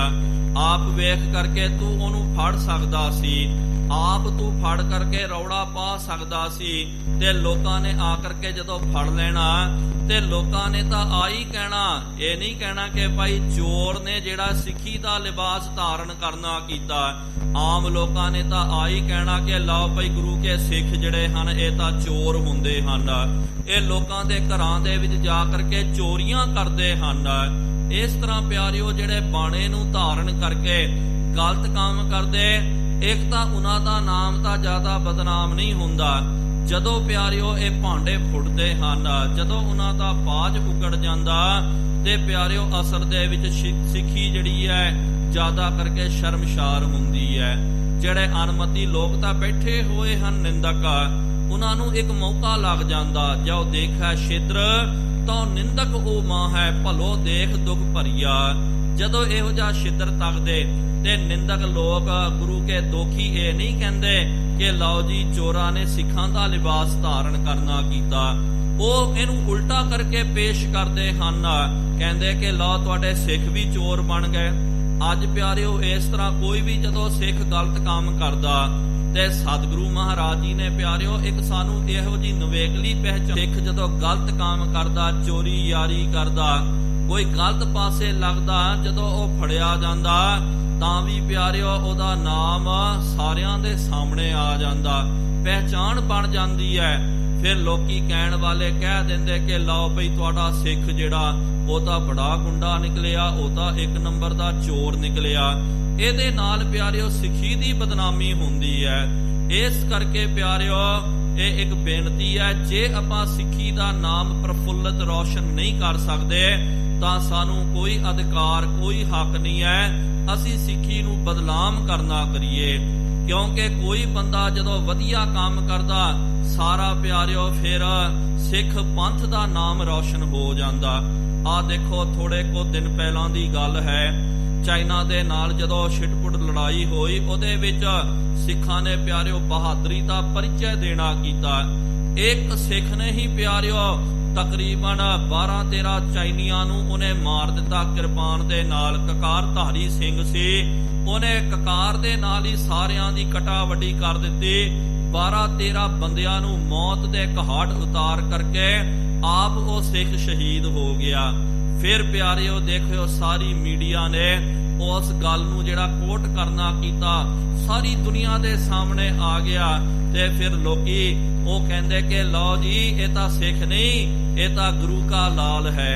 ਇਹ ਤਾਂ ਗੁਰਤੀ ਜਿਹੜੀ ਹੈ ਖਾਲਸੇ ਦੀ ਇਹਨੂੰ ਪ੍ਰਾਪਤ ਹੋਈ ਹੈ, ਇਹ ਗੁਰੂ ਕਾ ਸਿੰਘ ਹੈ। ਇਸ ਤਰ੍ਹਾਂ ਪਿਆਰਿਓ ਕੋਈ ਵਧੀਆ ਕੰਮ ਕਰੋ ਸੰਸਾਰ ਦੇ ਵਿੱਚ ਤਾਂ ਫਿਰ ਸਾਰੀ ਸਿੱਖੀ ਦਾ ਨਾਮ ਬੁਲੰਦ ਹੁੰਦਾ। ਜੇ ਕੋਈ ਬੰਦਾ ਗਲਤ ਕੰਮ ਕਰੇ, ਗਲਤ ਪਾਸੇ ਜਾਵੇ, ਉਹਦਾ ਨਾਮ ਤਾਂ ਪਿਆਰਿਓ ਬਦਨਾਮ ਹੋਣਾ। ਨਾਲ ਪਿਆਰਿਓ ਉਹਨੇ ਜਿਹੜਾ ਭੇਖ ਧਾਰਨ ਕਰਨਾ ਕੀਤਾ, ਸਿੱਖੀ ਦਾ ਭੇਖ ਧਾਰਨ ਕੀਤਾ, ਤਾਂ ਫਿਰ ਉਹ ਸਿੱਖੀ ਨੂੰ ਵੀ ਪਿਆਰਿਓ ਦਾਗ ਲੱਗ ਜਾਂਦਾ ਹੈ। ਇਸ ਕਰਕੇ ਸਤਿਗੁਰੂ ਸੱਚੇ ਪਾਤਸ਼ਾਹ ਜੀ ਮਹਾਰਾਜ ਜੀ ਨੇ ਸਾਨੂੰ ਵੱਖਰੀ ਪਹਿਚਾਨ ਕਿਉਂ ਦਿੱਤੀ ਕਿ ਖਾਲਸਾ ਜੀਓ ਇਹ ਵੱਖਰੀ ਪਹਿਚਾਨ ਇਸ ਕਰਕੇ ਦਿੱਤੀ ਗਈ ਹੈ ਕਿ ਤੁਸੀਂ ਖਾਲਸੇ ਰਹਿ ਕਰਕੇ ਸਿੱਖੀ ਨੂੰ ਚੜ੍ਹਦੀ ਕਲਾ ਦੇ ਵਿੱਚ ਲੈ ਕੇ ਜਾਓ। ਜੇ ਗਲਤ ਪਾਸੇ ਲੈ ਕੇ ਜਾਓਗੇ ਤਾਂ ਫਿਰ ਜਬ ਇੱਕ ਹੈ ਵਿਪਰਨ ਕੀ ਰੀਤ ਮੈਂ ਨਾ ਕਰੂੰ ਇਨਕੀ ਪ੍ਰਤੀਤ। ਮਹਾਰਾਜ ਨੇ ਆਪ ਕਹਿ ਦਿੱਤਾ ਜਦੋਂ ਇਹ ਕਰਮਕਾਂਡ ਗਲਤ ਪਾਸੇ ਜਾਣਗੇ ਤਾਂ ਮੈਂ ਇਹਨਾਂ ਦਾ ਵਿਸਾ ਨਹੀਂ ਕਰਨਾ, ਇਹਨਾਂ ਦੀ ਹਾਮੀ ਨਹੀਂ ਭਰਨੀ ਹੈ। ਇਸ ਕਰਕੇ ਸਤਿਗੁਰੂ ਮਹਾਰਾਜ ਜੀ ਨੇ ਜੋ ਸਾਨੂੰ ਬਾਣਾ ਦਿੱਤਾ, ਜੋ ਸਾਨੂੰ ਕੇਸ ਕਕਾਰ ਦਿੱਤੇ, ਸਾਡੀ ਦਸਤਾਰ ਦਿੱਤੀ, ਮਤਾਂ ਕਿਤੇ ਪਿਆਰਿਓ ਇਹਨੂੰ ਦਾਗ ਲੱਗਣ ਦਿਓ। ਜੇ ਆਪਾਂ ਚੜ੍ਹਦੀ ਕਲਾ ਦੇ ਵਿੱਚ ਨਹੀਂ ਲੈ ਕੇ ਜਾ ਸਕਦੇ ਤਾਂ ਸਾਨੂੰ ਕੋਈ ਹੱਕ ਨਹੀਂ ਹੈ ਅਸੀਂ ਸਿੱਖੀ ਨੂੰ ਦਾਗ ਲਵਾ ਦਈਏ। ਕਿਉਂਕਿ ਜੇ ਇਸ ਤਰ੍ਹਾਂ ਦਾ ਕੋਈ ਕੰਮ ਹੁੰਦਾ, ਅੱਜ ਬਹੁਤ ਸਾਰੇ ਲੋਕ ਬੈਠੇ ਹੋਏ, ਇੱਕ ਵੀ ਸਿੱਖ ਨੇ ਗਲਤ ਕੰਮ ਕੀਤਾ ਉਹ ਲਾਲਾ ਲਾਲਾ ਕਰ ਦਿੰਦੇ ਹਨ, ਸਿੱਖੀ ਨੂੰ ਬਦਨਾਮ ਕਰ ਦਿੰਦੇ। ਇਸ ਕਰਕੇ ਪਿਆਰਿਓ ਸਾਰਿਆਂ ਨੂੰ ਸੁਚੇਤ ਰਹਿਣਾ ਚਾਹੀਦਾ। ਹਾਂ, ਜਿਹੜਾ ਇਹੋ ਜਿਹੇ ਬਾਣਾ ਧਾਰਨ ਕਰਕੇ ਗਲਤ ਕੰਮ ਕਰਦਾ, ਬਦਫੈਲੀਆਂ ਕਰਦਾ, ਉਹਨੂੰ ਸਮਝਾਉਣਾ ਚਾਹੀਦਾ, ਫੜ ਕਰਕੇ ਕਹਿਣਾ ਚਾਹੀਦਾ ਕਿ ਭਾਈ ਤੂੰ ਇੱਕ ਕਰੇਗਾ ਸਾਰਿਆਂ ਨੂੰ ਭੁਗਤਣਾ ਪਵੇਗਾ। ਫਿਰ ਤੇਰੋ ਢਕ ਹੈ ਗੁਰੂ ਸਦਾਈ। ਤੇ ਫਿਰ ਭਾਈ ਮੂਲੇ ਨੇ ਕੀ ਕਰਨਾ ਕੀਤਾ, ਇਹਦਾ ਪਰਦਾ ਢੱਕ ਲਿਆ। ਕਿਉਂ ਢੱਕਿਆ? ਕਿਉਂਕਿ ਪਤਾ ਸੀ ਕਿ ਜੇ ਇਹਨੂੰ ਮੈਂ ਫੜ ਲੈਂਦਾ, ਜੇ ਲੋਕਾਂ ਨੂੰ ਪਤਾ ਚੱਲ ਜਾਂਦਾ ਤਾਂ ਲੋਕਾਂ ਨੇ ਕਹਿਣਾ ਮਹਾਰਾਜ ਕਮਾਲ ਦੇ ਤੁਹਾਡੇ ਸਿੱਖ ਬਾਣਾ ਧਾਰਨ ਕਰਕੇ, ਕੇਸ ਧਾਰਨ ਕਰਕੇ, ਦਸਤਾਰ ਬੰਦ ਕਰਕੇ ਚੋਰੀਆਂ ਕਰਦੇ ਹਨ, ਲੋਕਾਂ ਦੇ ਘਰਾਂ ਨੂੰ ਲੁੱਟਦੇ ਹਨ। ਇਹਦੇ ਨਾਲ ਸਿੱਖੀ ਸ਼ਰਮਸ਼ਾਰ ਹੋ ਸਕਦੀ ਸੀ, ਸਿੱਖੀ ਨੂੰ ਦਾਗ ਲੱਗ ਸਕਦਾ ਸੀ। ਇਸ ਕਰਕੇ ਭਾਈ ਮੂਲੇ ਨੇ ਕੀ ਕਰਨਾ ਕੀਤਾ, ਅਸਲ ਦੇ ਵਿੱਚ ਸਿੱਖੀ ਦੇ ਉੱਤੇ ਉਹਨੇ ਪਰਦਾ ਕੱਜ ਲਿਆ, ਪਰਦਾ ਢੱਕ ਲਿਆ। ਤੇ ਮਹਾਰਾਜ ਜੀ ਨੇ ਕਿਹਾ ਕਿਉਂਕਿ ਸਤਿਗੁਰੂ ਮਹਾਰਾਜ ਪਿਆਰਿਓ ਅੰਤਰਜਾਮੀ ਹਨ। ਇਹ ਗੱਲ ਜਿਹੜੀ ਹੈ ਕਿਸੇ ਨੂੰ ਦਿਖਾਉਣ ਵਾਸਤੇ ਮੂਲੇ ਨੇ ਨਹੀਂ ਕਰਨਾ ਕੀਤਾ। ਸਿੱਖੀ ਦੇ ਉੱਤੇ ਪਰਦਾ ਪਾ ਦਿੱਤਾ, ਪਰਦਾ ਢੱਕ ਲਿਆ। ਸਤਿਗੁਰੂ ਮਹਾਰਾਜ ਦਰਗਾਹ ਦੇ ਵਿੱਚ ਤੇਰਾ ਪਰਦਾ ਜਿਹੜਾ ਢੱਕ ਲੈਣਗੇ। ਪ੍ਰੇਮ ਪਟੋਲਾ ਤੈ ਸਹਿ ਦਿੱਤਾ ਢੱਕਣ ਕੂਪਤ ਮੇਰੀ, ਦਾਨਾ ਬੀਨਾ ਸਾਈ ਮੈਂਡਾ ਢੱਕਣ ਦੇ ਵਾਸਤੇ। ਇਹੀ ਵਚਨ ਜਿਹੜਾ ਆਪਾਂ ਕਹਿੰਦੇ ਨਾ, ਜਿਨ੍ਹਾਂ ਸਿੰਘਾਂ ਨੇ ਫਿਰ ਦੇਖ ਕਰਕੇ ਅਣਡਿੱਠ ਕਰ ਦਿੱਤਾ ਕਿ ਭਾਈ ਇਹ ਜੇ ਕੰਮ ਕਰਾਂਗੇ ਸਿੱਖੀ ਦਾ ਨੁਕਸਾਨ ਹੋ ਸਕਦਾ, ਤੇ ਉਹਨਾਂ ਨੇ ਦੇਖ ਕਰਕੇ ਅਣਡਿੱਠ ਕਰਨਾ ਕੀਤਾ। ਉਹਨਾਂ ਦੀ ਕਮਾਈ ਨੂੰ ਵੀ ਆਪਾਂ ਯਾਦ ਕਰਦੇ ਹਾਂ। ਦੋਹਰਾ ਸ਼ਬਦ ਗੁਰੂ ਕੋ ਰਿਦਾ ਹੈ, ਸ਼ਰਵਨ ਮਨਨ ਨਿਧਿਆਸ। ਸਤਿਗੁਰੂ ਮਹਾਰਾਜ ਜੀ ਨੇ ਅੱਗੇ ਭਾਈ ਮੂਲੇ ਨੂੰ ਉਪਦੇਸ਼ ਦਿੱਤਾ ਕਿ ਜੋ ਸ਼ਬਦ ਜਿਹੜਾ ਹੈ, ਸ਼ਬਦ ਜਿਹੜਾ ਹੈ ਇਹ ਸਤਿਗੁਰੂ ਦਾ ਹਿਰਦਾ ਹੈ। ਭਾਵ ਕਿ ਇਹ ਸਾਡਾ ਹਿਰਦਾ, ਇਹ ਹਿਰਦੇ ਦੇ ਵਿੱਚੋਂ ਇਹ ਬਾਣੀ ਨਿਕਲੀ ਹੋਈ ਹੈ। ਇਸ ਕਰਕੇ ਸ਼ਬਦ ਦੀ ਕਮਾਈ ਕਿਸ ਤਰ੍ਹਾਂ ਕਰਨੀ ਹੈ, ਇਹਨੂੰ ਸਰਵਣ ਕਰਨਾ, ਸ਼ਬਦ ਨੂੰ ਸਰਵਣ ਕਰਨਾ ਤੇ ਸ਼ਬਦ ਦਾ ਮੰਨਣ ਕਰਨਾ, ਉਹਨੂੰ ਮੰਨਣਾ ਤੇ ਨਿਧਿਆਸਨ ਜਿਹੜਾ ਹੈ ਭਾਵ ਕਿ ਉਹਦੇ ਉੱਤੇ ਚੱਲਣ ਦਾ ਯਤਨ ਕਰਨਾ। ਜਿਸ ਤਰ੍ਹਾਂ ਕਿ ਆਪਾਂ ਰੋਜ਼ ਪਿਆਰਿਓ ਜਪਜੀ ਸਾਹਿਬ ਜੀ ਦਾ ਜਦੋਂ ਜਾਪ ਕਰਦੇ ਹਾਂ, 4 ਪੌੜੀਆਂ ਸਤਿਗੁਰੂ ਮਹਾਰਾਜ ਜੀ ਨੇ ਸਰਵਣ ਦੀਆਂ ਉਚਾਰਨ ਕਰਨੀਆਂ ਕੀਤੀਆਂ। ਸੁਣੀਐ ਸਿੱਧ ਪੀਰ ਸੁਰਨਾਥ, ਸੁਣੀਐ ਧਰਤ ਧਵਲ ਆਕਾਸ, ਸੁਣਿਆ ਦੀਪ ਲੋ ਪਾਤਾਲ, ਸੁਣਿਆ ਪੋਹੇ ਨਾ ਸਕੈ ਕਾਲ, ਨਾਨਕ ਭਗਤਾਂ ਸਦਾ ਵਿਗਾਸ, ਸੁਣਿਆ ਦੁਖ ਪਾਪ ਕਾ ਨਾਸ। ਫਿਰ ਉਹ ਤੋਂ ਬਾਅਦ ਸੁਣਿਆ ਈਸ਼ਰ ਬ੍ਰਹਮਾ ਇੰਦ ਵਾਲੀ, ਤੇ ਸੁਣਿਆ ਸਤ ਸੰਤੋਖ ਗਿਆਨ ਵਾਲੀ, ਤੇ ਸੁਣਿਆ ਸਰਾ ਗੁਣਾ ਕੇ ਗਾਹ ਵਾਲੀ। ਫਿਰ ਮੰਨੇ ਕੀ ਗਤ ਕਹੀ ਨਾ ਜਾਏ, ਜੇ ਕੋ ਕਹੈ ਪਿਛੇ ਪਛਤਾਏ। ਉਹ ਤੋਂ ਬਾਅਦ ਮੰਨੈ ਸੁਰਤ ਹੋਵੈ ਮਨ ਬੋਧਾ, ਮੰਨੈ ਸਗਲ ਭਵਨ ਕੀ ਸੋਧਾ। ਅਗਲੀ ਪੌੜੀ ਮੰਨੈ ਮਾਰਗ ਠਾਕ ਨਾ ਪਾਏ, ਮੰਨੈ ਪਤ ਸਿਉ ਪ੍ਰਗਟ ਜਾਏ। ਉਸ ਤੋਂ ਅਗਲੀ ਪੌੜੀ ਮੰਨੈ ਪਾਵਹਿ ਮੋਖ ਦਵਾਰ, ਮੰਨੈ ਪਰਵਾਰੈ ਸਾਧਾਰ। ਮੰਨੈ ਤਰੈ ਤਾਰੇ ਗੁਰ ਸਿੱਖ, ਮੰਨੈ ਨਾਨਕ ਭਵੈ ਨਾ ਭਿਖ। ਐਸਾ ਨਾਮ ਨਿਰੰਜਨ ਹੋਏ, ਜੇ ਕੋ ਮਨ ਜਾਣੈ ਮਨ ਕੋਏ। ਇਹ 4 ਪੌੜੀਆਂ ਸਰਵਣ ਦੀਆਂ, 4 ਪੌੜੀਆਂ ਮੰਨਣ ਦੀਆਂ ਆਪਾਂ ਪੜ੍ਹਦੇ ਹਾਂ। ਉਹ ਤੋਂ ਬਾਅਦ 5 ਪ੍ਰਮਾਣ, ਤੇ ਜਿਹੜੇ ਪੰਜ ਕੌਣ ਹਨ? ਜਿਹੜੇ ਨਿਧਿਆਸਨ ਕਰਦੇ ਹਨ। ਸੁਣ ਲਿਆ, ਸੁਣਿਆ, ਮੰਨਿਆ, ਮਨ ਕੀਤਾ ਭਾਉ, ਅੰਤਰਗਤ ਤੀਰਥ ਮਲ ਨਾਓ। ਮਹਾਰਾਜ ਜੀ ਨੇ ਕਿਹਾ ਪਹਿਲੇ ਭਾਈ ਆ ਸਤਿਗੁਰੂ ਮਹਾਰਾਜ ਜੀ ਦਾ ਉਪਦੇਸ਼, ਮਹਾਰਾਜ ਜੀ ਦੀ ਬਾਣੀ ਨੂੰ ਸਰਵਣ ਕਰਨਾ ਕਰ, ਫਿਰ ਉਹਦਾ ਮੰਨਣ ਕਰਨਾ ਕਰ, ਫਿਰ ਜਦੋਂ ਉਹਦੇ ਉੱਤੇ ਚੱਲੇਗਾ ਫਿਰ ਤੂੰ ਪੰਜ ਬਣ ਜਾਵੇਗਾ, ਸਤਿਕਾਰਯੋਗ ਬਣ ਜਾਵੇਗਾ। ਤੇ ਜਿਹੜਾ ਮੰਨਣ ਕਰਕੇ ਨਿਧਿਆਸਨ ਕਰਦੇ ਹਨ ਉਹਨਾਂ ਨੂੰ ਹੀ ਦਰਗਾਹ ਦੇ ਵਿੱਚ ਮਾਨ ਦੀ ਪ੍ਰਾਪਤੀ ਹੁੰਦੀ ਹੈ।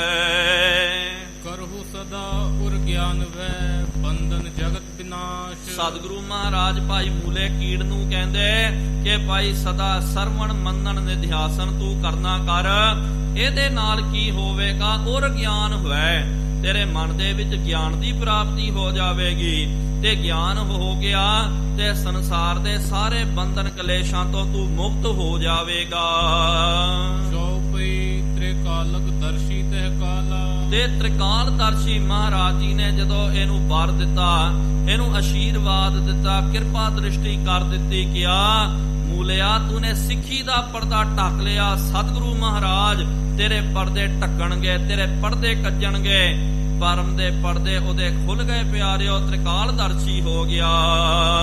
ਪ੍ਰਭੂ ਕਿਰਪਾ ਤੇ ਭਇਓ ਨਿਹਾਲਾ। ਪ੍ਰਭੂ ਦੀ ਕਿਰਪਾ ਦੇ ਨਾਲ, ਗੁਰੂ ਨਾਨਕ ਦੇਵ ਜੀ ਦੀ ਕਿਰਪਾ ਦੇ ਨਾਲ ਭਾਈ ਮੂਲਾ ਕੀੜ ਨਿਹਾਲ ਹੋ ਗਿਆ ਹੈ। ਸਦਨ ਗਇਓ ਹਵੈ ਮੋਹ ਬਿਨਾਹੀ। ਆਪਣੇ ਘਰ ਨੂੰ ਜਦੋਂ ਚੱਲ ਗਿਆ ਉਹਦੇ ਮਨ ਦਾ ਮੋਹ ਜਿਹੜਾ ਉਹ ਖਤਮ ਹੋ ਗਿਆ ਹੈ। ਹੰਤਾ ਤਜ ਵਰਤਿਓ ਜਗ ਮਾਹੀ। ਆਪਣੇ ਮਨ ਦਾ ਅਹੰਕਾਰ, ਹੰਤਾ ਮੰਗਤਾ ਦਾ ਤਿਆਗ ਕਰਕੇ ਇਹ ਜਗਤ ਦੇ ਵਿੱਚ ਸਧਾਰਨ ਜੀਵ ਇਹ ਨਹੀਂ ਕਿ ਭਾਈ ਮੈਨੂੰ ਮਹਾਰਾਜ ਜੀ ਨੇ ਵਰ ਦੇ ਦਿੱਤਾ, ਹੁਣ ਤਾਂ ਮੈਂ ਮੁਕਤ ਹੋ ਗਿਆ, ਮੈਂ ਗਿਆਨੀ ਬਣ ਗਿਆ। ਇਹ ਵੀ ਪਿਆਰਿਓ ਬਹੁਤ ਵੱਡਾ ਅਹੰਕਾਰ ਹੈ। ਜਬ ਲਗ ਮੇਰੀ ਮੇਰੀ ਕਰੈ ਤਬ ਲਗ ਕਾਜ ਏਕ ਨਹੀਂ ਸਰੈ। ਜਬ ਮੇਰੀ ਮੇਰੀ ਮਿਟ ਜਾਏ ਤਬ ਪ੍ਰਭ ਕਾਜ ਸਵਾਰਹਿ ਆਏ। ਜਦੋਂ ਤੱਕ ਪਿਆਰਿਓ ਇਹ ਮੈਂ ਮੇਰੀ ਹੁੰਦੀ ਹੈ, ਕੋਈ ਵੀ ਕਹੋ ਇਹ ਭਾਈ ਮੂਲਾ ਕੀੜ ਦੀ ਸਾਖੀ ਤੇ ਜਿਹਦਾ ਵਰਣਨ ਜਿਹੜਾ ਭਾਈ ਗੁਰਦਾਸ ਸਾਹਿਬ ਜੀ ਨੇ ਵੀ ਆਪਣੀਆਂ ਵਾਰਾਂ ਦੇ ਵਿੱਚ ਕਰਨਾ ਕੀਤਾ। ਭਾਈ ਮਨੀ ਸਿੰਘ ਸਾਹਿਬ ਜੀ ਨੇ ਪੁਰਾਤਨ ਜਨਮ ਸਾਖੀਆਂ ਦੇ ਵਿੱਚ ਵੀ ਇਹਨਾਂ ਦਾ ਵਰਣਨ ਆਇਆ। ਇਹ ਸਾਖੀ ਜਿਹੜੀ ਹੈ ਆਪ ਜੀ ਨੇ ਸਰਵਣ ਕਰਨਾ ਕੀਤਾ। ਪੁਰਾਤਨ ਜਨਮ ਸਾਖੀਆਂ ਦੇ ਵਿੱਚ ਪਿਆਰਿਓ ਇਹ ਇਹੋ ਜੀਆਂ ਜਦੋਂ ਸਾਖੀਆਂ ਆਉਂਦੀਆਂ, ਅੱਜ ਤਾਂ ਜ਼ਿਆਦਾ ਨਹੀਂ ਲੇਕਿਨ ਪਹਿਲੇ ਜ਼ਮਾਨੇ ਦੇ ਵਿੱਚ ਬਜ਼ੁਰਗ ਪੜ੍ਹਦੇ ਸਨ, ਤੇ ਜਦੋਂ ਸਾਖੀ ਸਮਾਪਤ ਹੋ ਜਾਂਦੀ ਤਾਂ ਫਿਰ ਲੇਖਕ ਨੇ ਲਿਖਣਾ ਕੀਤਾ ਕਿ ਸਾਧ ਸੰਗਤ ਜੀ ਉਚਾਰਨ ਕਰੋ ਸਤਨਾਮ ਸ਼੍ਰੀ ਵਾਹਿਗੁਰੂ। ਇਸ ਤਰ੍ਹਾਂ ਭਾਈ ਮੂਲੇ ਦੀ ਸਾਖੀ ਸਤਨਾਮ ਵਾਹਿਗੁਰੂ ਦਾ ਉਚਾਰਨ ਕਰਕੇ ਆਰੰਭ ਕਰਦੇ। ਸਾਖੀ ਜਦੋਂ ਫਿਰ ਖਤਮ ਹੋ ਜਾਂਦੀ ਕਹਿੰਦੇ ਉਚਾਰਨ ਕਰੋ ਜੀ ਸਤਨਾਮ ਸ਼੍ਰੀ ਵਾਹਿਗੁਰੂ। ਹੁਣ ਅਗਲੀ ਸਾਖੀ ਜਿਹੜੀ ਹੈ ਆਰੰਭ ਹੋ ਰਹੀ ਹੈ। ਇੱਕ ਦਿਨ ਸੰਗਤ ਕੇਰ ਮਝਾਰਾ। ਇੱਕ ਦਿਨ ਦੀ ਗੱਲ ਹੈ, ਸੰਗਤ ਦੇ ਵਿਚਕਾਰ ਬੈਠੇ ਪ੍ਰਭ ਹੈ ਸ਼ਬਦ ਵਿਚਾਰਾ। ਸਤਿਗੁਰੂ ਮਹਾਰਾਜ ਬੈਠੇ ਹੋਏ ਹਨ ਤੇ ਮਹਾਰਾਜ ਆਪਣੇ ਪਾਵਨ ਸ਼ਬਦਾਂ ਦੀ ਵਿਚਾਰ ਕਰ ਰਹੇ ਸੀ, ਭਾਵ ਕਿ ਕਥਾ ਪ੍ਰਵਚਨ ਕਰ ਰਹੇ ਸਨ। ਪ੍ਰਿਥਾ ਖੇੜਾ ਦਰਸ਼ਨ ਆਸੂ। ਦੋ ਸਿੱਖ ਜਿਹੜੇ ਭਾਈ ਪ੍ਰਿਥਾ ਤੇ ਭਾਈ ਖੇੜਾ ਜਿਹੜਾ ਹੈ ਇਹ ਮਹਾਰਾਜ ਜੀ ਦੇ ਦਰਸ਼ਨ ਕਰਨ ਵਾਸਤੇ ਆਇਆ। ਚਲ ਆਏ ਸ਼੍ਰੀ ਨਾਨਕ ਪਾਸ। ਚੱਲ ਕਰਕੇ ਗੁਰੂ ਨਾਨਕ ਦੇਵ ਮਹਾਰਾਜ ਜੀ ਦੇ ਪਾਸ ਇਹ ਦੋ ਸਿੱਖ ਭਾਈ ਪ੍ਰਿਥਾ ਭਾਈ ਖੇੜਾ ਇਹ ਚੱਲ ਕੇ ਆਏ। ਚਰਨ ਬੰਦਨਾ ਕਰਕੇ ਦੋ। ਆ ਕਰਕੇ ਸਭ ਤੋਂ ਪਹਿਲੇ ਮਹਾਰਾਜ ਜੀ ਦੇ ਚਰਨਾਂ ਦੇ ਉੱਤੇ ਇਹਨਾਂ ਨੇ ਬੰਦਨਾ ਕੀਤੀ। ਬੈਠੇ ਸ਼ਬਦ ਸੁਨਤ ਪੇ ਸੋ। ਤੇ ਬੈਠ ਕਰਕੇ ਇਹਨਾਂ ਨੇ ਸ਼ਬਦ ਨੂੰ ਸਰਵਣ ਕਰਨਾ ਕੀਤਾ। ਚਤੁਰ ਘਟੀ ਬੀਤੀ ਪਛਾਤੀ। ਜਦੋਂ 4 ਘੜੀਆਂ ਜਦੋਂ ਬਤੀਤ ਹੋਈਆਂ ਸਤ ਸੰਗਤ ਦੇ ਵਿੱਚ 300 ਬੋਲੇ ਪ੍ਰਭ ਇਸ ਭਾਂਤੀ। ਪ੍ਰਭੂ ਸਤਿਗੁਰੂ ਮਹਾਰਾਜ ਜੀ ਨੇ ਉਹਨਾਂ ਦੇ ਪ੍ਰਤੀ ਇਹ ਵਚਨ ਕਰਨਾ ਕੀਤਾ। ਜੋ ਕਛ ਕਾਮਨਾ ਹਿਰਦੇ ਤੁਮਾਰੇ। ਸਤਿਗੁਰੂ ਜੀ ਕਹਿਣ ਲੱਗੇ ਭਾਈ ਪ੍ਰਿਥਾ ਭਾਈ ਖੇੜਾ ਜੋ ਤੁਹਾਡੇ ਮਨ ਦੀ ਕਾਮਨਾ ਹੈ, ਮਨ ਦੀ ਭਾਵਨਾ ਹੈ, ਜਾਚੋ ਪੂਰਨ ਸ਼੍ਰੀ ਸਹੀ ਕਰਤਾਰੇ। ਤੁਸੀਂ ਮੰਗ ਲੈਣਾ ਕਰੋ, ਕਰਤਾਰ ਪਰਮਾਤਮਾ ਤੁਹਾਡੀ ਭਾਵਨਾ ਨੂੰ ਭਾਗ ਲਾਵੇਗਾ। ਸ਼ਬਦ ਵਿਚਾਰ ਸੁਨਿਓ ਜਬ ਦੋਈ। ਜਦੋਂ ਇਹਨਾਂ ਦੋਆਂ ਸਿੱਖਾਂ ਨੇ, ਪ੍ਰਿਥੀਆ ਨੇ ਤੇ ਖੇਡੇ ਨੇ, ਜਦੋਂ ਸ਼ਬਦ ਦੀ ਵਿਚਾਰ ਨੂੰ ਸਰਵਣ ਕੀਤਾ, ਇਹਦੇ ਸ਼ਾਂਤ ਪ੍ਰਾਪਤ ਤਬ ਹੋਈ। ਉਹਨਾਂ ਦੇ ਹਿਰਦੇ ਵਿੱਚ ਸ਼ਾਂਤ ਪਾਈ, ਗੁਰ ਸਤਿਗੁਰ ਪੂਰੇ, ਸੁਖ ਉਪਜੇ ਵਾਜੇ ਅਨਹਦ ਧੂਰੇ। ਮਨ ਦੇ ਵਿੱਚ ਸ਼ਾਂਤ ਆ ਗਈ ਹੈ, ਸੁਖ ਦੀ ਪ੍ਰਾਪਤੀ ਹੋ ਗਈ। ਹਾਥ ਬੰਦ ਅਤ ਨਿਮਰੇ ਹੋਏ। ਹੱਥ ਜੋੜ ਕਰਕੇ ਬਹੁਤ ਨਿਮਰਤਾ ਦੇ ਵਿੱਚ ਆਏ। ਬੋਲੇ ਲੋਭ ਲਹਿਰ ਮਨ ਖੋਏ। ਇਹੋ ਜਿਹਾ ਬਚਨ ਇਹਨਾਂ ਨੇ ਕਰਨਾ ਕੀਤਾ। ਪਹਿਲੇ ਮਨ ਜਿਹੜਾ ਲੋਭ ਦੇ ਵਿੱਚ ਲੱਗਿਆ ਹੋਇਆ ਸੀ, ਲੇਕਿਨ ਲੋਭ ਲਹਿਰ ਦਾ ਤਿਆਗ ਕਰਕੇ ਨਿਮਰਤਾ ਦੇ ਵਿੱਚ ਆ ਕਰਕੇ ਬਚਨ ਉਚਾਰਨ ਕੀਤਾ। ਸ੍ਰੀ ਗੁਰ ਸੁਨਹੁ ਕਰਹੁ ਜੇ ਕਰੁਣਾ। ਕਹਿੰਦੇ ਕਿ ਹੇ ਸਤਿਗੁਰੂ ਮਹਾਰਾਜ, ਜੇ ਆਪ ਜੀ ਸਾਡੇ ਉੱਤੇ ਕਰੁਣਾ, ਜੇ ਸਾਡੇ ਉੱਤੇ ਕਿਰਪਾ ਕਰਨੀ ਚਾਹੁੰਦੇ ਹੋ ਤਾਂ ਚਰਨ ਸ਼ਰਨ ਨਿਜ ਦੀਜੈ ਪਰਨਾ। ਆਪ ਜੀ ਚਰਨ ਸ਼ਰਨ ਦਾ ਸਾਨੂੰ ਪਰਨਾ ਦੇਣਾ ਕਰੋ। ਇੱਥੇ ਪਿਆਰਿਓ, ਪਰਨੇ ਦਾ ਮਤਲਬ ਜੋ ਆਪਾਂ ਗਲ ਵਿੱਚ ਪਾਉਂਦੇ ਆ, ਸਿਰ ਤੇ ਧਾਰਨ ਕਰਦੇ ਆ, ਉਹਨੂੰ ਵੀ ਆਪਾਂ ਪਰਨਾ ਬੋਲਦੇ, ਲੇਕਿਨ ਅਸਲ ਦੇ ਵਿੱਚ ਪਰਨਾ ਦਾ ਮਤਲਬ ਹੁੰਦਾ ਹੈ ਆਸਰਾ। ਇਹਨਾਂ ਨੇ ਕਿਹਾ ਮਹਾਰਾਜ ਆਪਣੇ ਚਰਨ ਸ਼ਰਨ ਦਾ ਸਾਨੂੰ ਆਸਰਾ ਦੇਣਾ ਕਰੋ। ਜਾਣਹਿ ਸਗਰੂ ਜਗਤ ਅਸਾਰੇ। ਅਸੀਂ ਜਾਣ ਗਏ ਹਾਂ ਤੁਹਾਡਾ ਬਚਨ ਸੁਣ ਕਰਕੇ ਕਿ ਸੰਸਾਰ ਅਸਾਰ ਹੈ, ਇਹ ਸੰਸਾਰ ਝੂਠਾ ਹੈ। ਸੁਪਨ ਪਦਾਰਥ ਜਿਉ ਨਿਰਧਾਰੇ। ਜਿਸ ਤਰ੍ਹਾਂ ਸੰਸਾਰ ਦੇ ਵਿੱਚ ਜੇ ਬਹੁਤ ਜ਼ਿਆਦਾ ਪਦਾਰਥ ਵੀ ਮਿਲ ਜਾਣ, ਇਹ ਤਾਂ ਇੰਜ ਲੱਗਦਾ ਜਿਸ ਤਰ੍ਹਾਂ ਸੁਪਨੇ ਦੇ ਵਿੱਚ ਕੋਈ ਬੰਦੇ ਨੂੰ ਬਹੁਤ ਜ਼ਿਆਦਾ ਪਦਾਰਥ ਮਿਲ ਜਾਵੇ। ਤੇ ਨਰਪਤ ਏਕ ਸਿੰਘਾਸਨ ਸੋਇਆ, ਸੁਪਨੇ ਭਇਆ ਭਿਖਾਰੀ, ਅਛਤ ਰਾਜ ਵਿਛਰਤ ਦੁਖ ਪਾਇਆ, ਸੋਗਤ ਭਈ ਹਮਾਰੀ। ਰਾਜਾ ਜਿਹੜਾ ਕਈ ਵਾਰੀ ਸੁਪਨੇ ਦੇ ਵਿੱਚ ਭਿਖਾਰੀ ਬਣ ਜਾਂਦਾ, ਕਈ ਵਾਰੀ ਭਿਖਾਰੀ ਜਿਹੜੇ ਹਨ ਸੁਪਨੇ ਦੇ ਵਿੱਚ ਰਾਜਾ ਬਣ ਜਾਂਦੇ। ਸੁਪਨਾ ਟੁੱਟ ਜਾਂਦਾ ਤੇ ਉਹ ਪ੍ਰਸ਼ਾਦਾ ਜੋ ਸੁਪਨੇ ਵਿੱਚ ਛਕਿਆ ਉਹਦੇ ਨਾਲ ਪੇਟ ਨਹੀਂ ਭਰਦਾ, ਉਹ ਸੁਪਨੇ ਦੇ ਨਾਲ ਹੀ ਸਭ ਖਤਮ ਹੋ ਜਾਂਦਾ।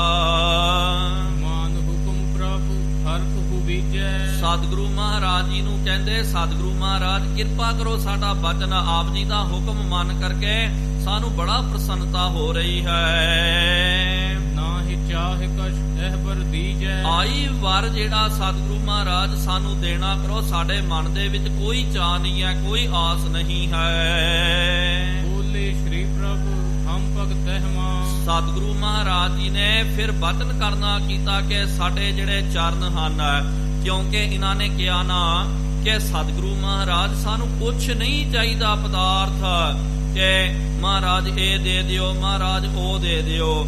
ਕਿਉਂਕਿ ਭਾਵੇਂ ਪਿਆਰਿਓ ਜਿੰਨਾ ਮਰਜੀ ਸੰਸਾਰ ਦੇ ਵਿੱਚ ਅਮੀਰ ਤੋਂ ਅਮੀਰ ਬੰਦਾ ਹੋਵੇ ਤੇ ਹਰ ਕਿਸੇ ਦੀ ਵਾਸਨਾ ਜਿਹੜੀ ਹੈ ਪਿਆਰਿਓ ਨਹੀਂ ਬੁੱਝਦੀ ਹੈ।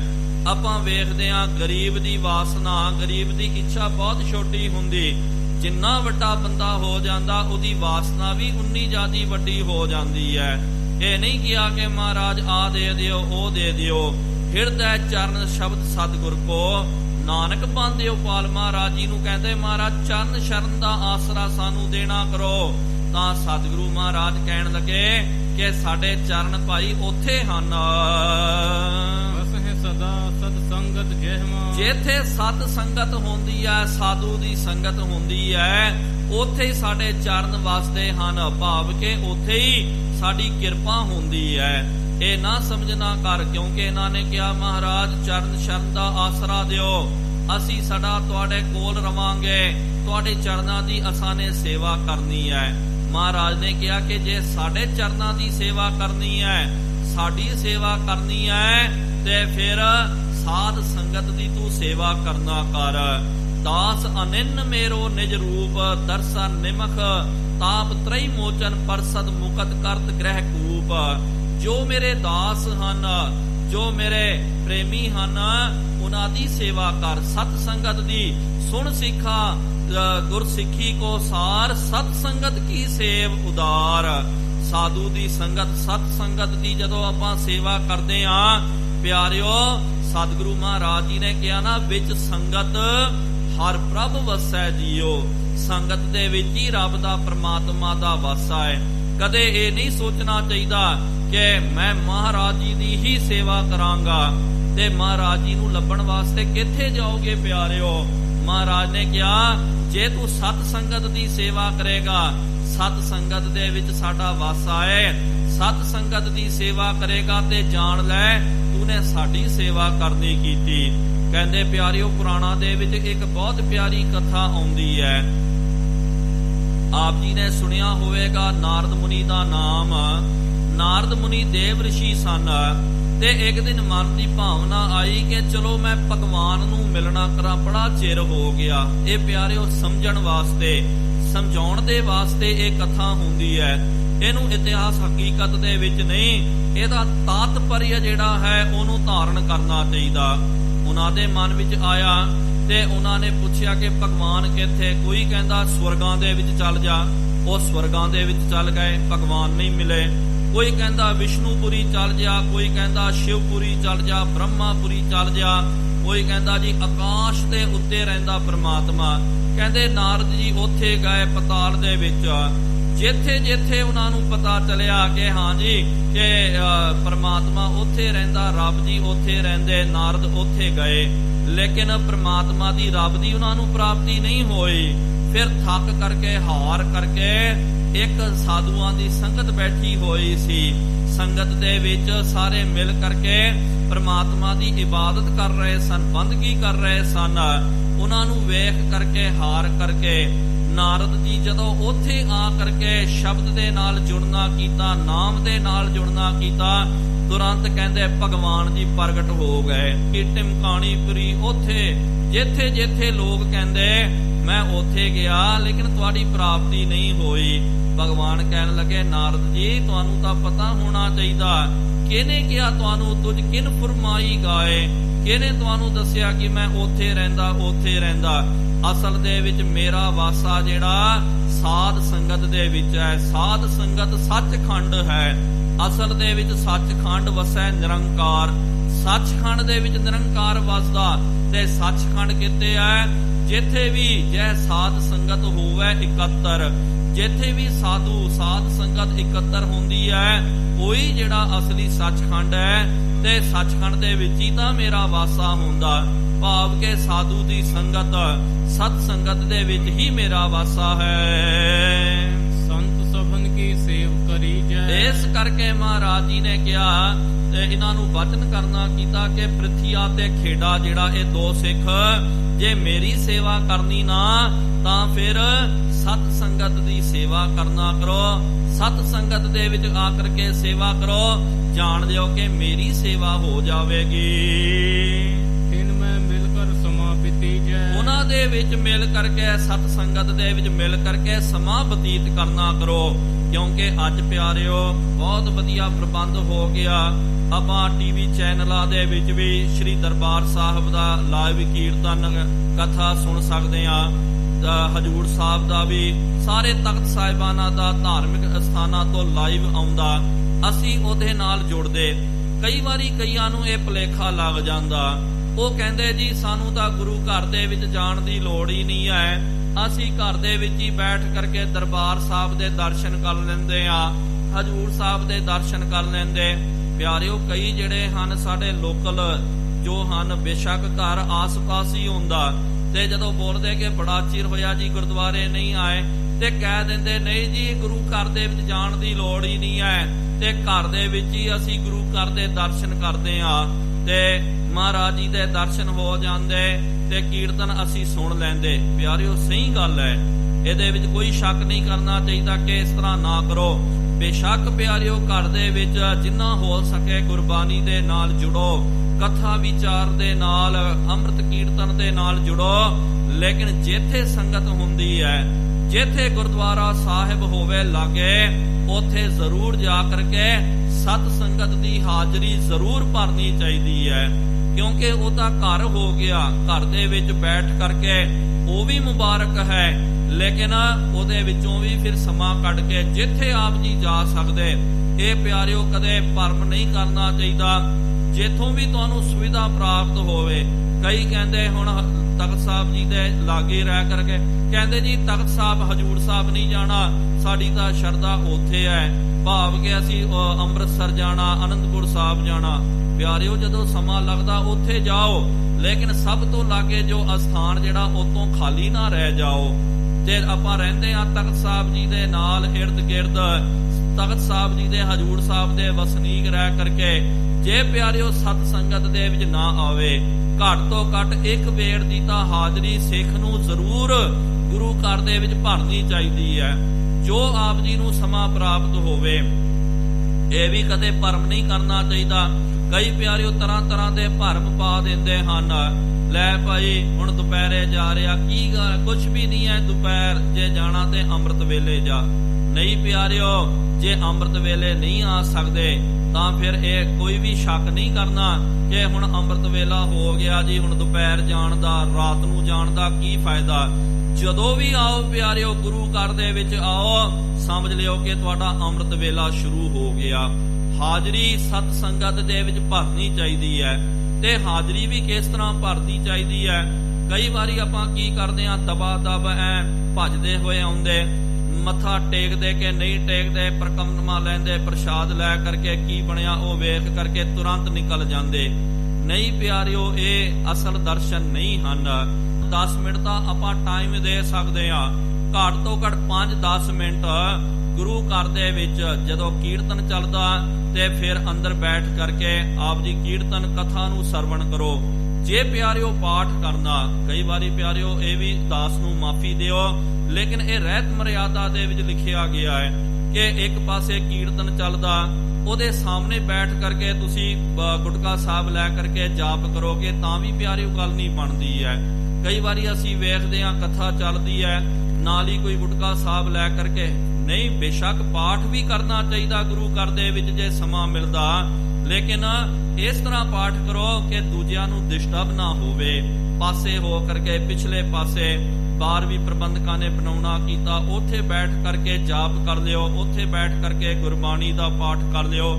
ਜਿਸ ਤਰ੍ਹਾਂ ਆਪ ਜੀ ਜਾਓ ਦਰਬਾਰ ਸਾਹਿਬ ਦੇ ਵਿੱਚ ਤੇ ਹੋਰ ਵੀ ਅਸਥਾਨਾਂ ਦੇ ਵਿੱਚ ਤੇ ਉੱਥੇ ਥੱਲੇ ਬੈਠ ਕਰਕੇ ਉਹ ਪ੍ਰੇਮ ਦੇ ਨਾਲ ਗੁਰੂ ਕੇ ਸਿੰਘ ਪਹਿਰੇਦਾਰ ਕਹਿ ਦਿੰਦੇ, ਭਾਈ ਨਿਤਨੇਮ ਕਰਨਾ ਨਾ ਤੇ ਬਾਹਰ ਹੋ ਜਾ, ਪ੍ਰਕਰਮਾਂ ਦੇ ਵਿੱਚ ਚੱਲ ਜਾ, ਜਾਂ ਉਤਲੀ ਛੱਤ ਦੇ ਉੱਤੇ ਜਾ ਕਰਕੇ ਪਾਠ ਕਰਨਾ ਕਰ।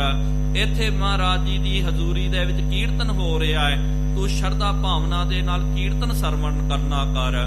ਸਤ ਸੰਗਤ ਦੇ ਵਿੱਚ ਜਾਣਾ, ਘੱਟ ਤੋਂ ਘੱਟ 5-10 ਮਿੰਟ ਉੱਥੇ ਬੈਠ ਕਰਕੇ ਜਾਂ ਕੀਰਤਨ ਕਥਾ ਸਰਵਣ ਕਰੋ, ਜਾਂ ਇਕਾਂਤ ਥੋੜਾ ਪਾਸੇ ਹੋ ਕਰਕੇ ਤੇ ਗੁਰਬਾਣੀ ਦਾ ਜਾਪ ਕਰ ਲੈਣਾ ਕਰੋ। ਇਹ ਅਸਲੀ ਸਤ ਸੰਗਤ ਦੇ ਵਿੱਚ ਜੁੜਨਾ ਹੈ। ਸੰਤ ਕਰਤਾਰ ਭੇਦ ਕਛ ਨਾਹੀ, ਸਤਿਗੁਰੂ ਮਹਾਰਾਜ ਜੀ ਨੇ ਕਿਹਾ ਕਿ ਜੋ ਸਤ ਸੰਗਤ ਹੈ ਸੰਤ ਹਨ। ਰਵਿਦਾਸ ਪਣੈ ਜੋ ਜਾਣੈ ਸੋ ਜਾਣ, ਸੰਤ ਅਨੰਤ ਹੈ ਅੰਤਰ ਨਾਹੀ।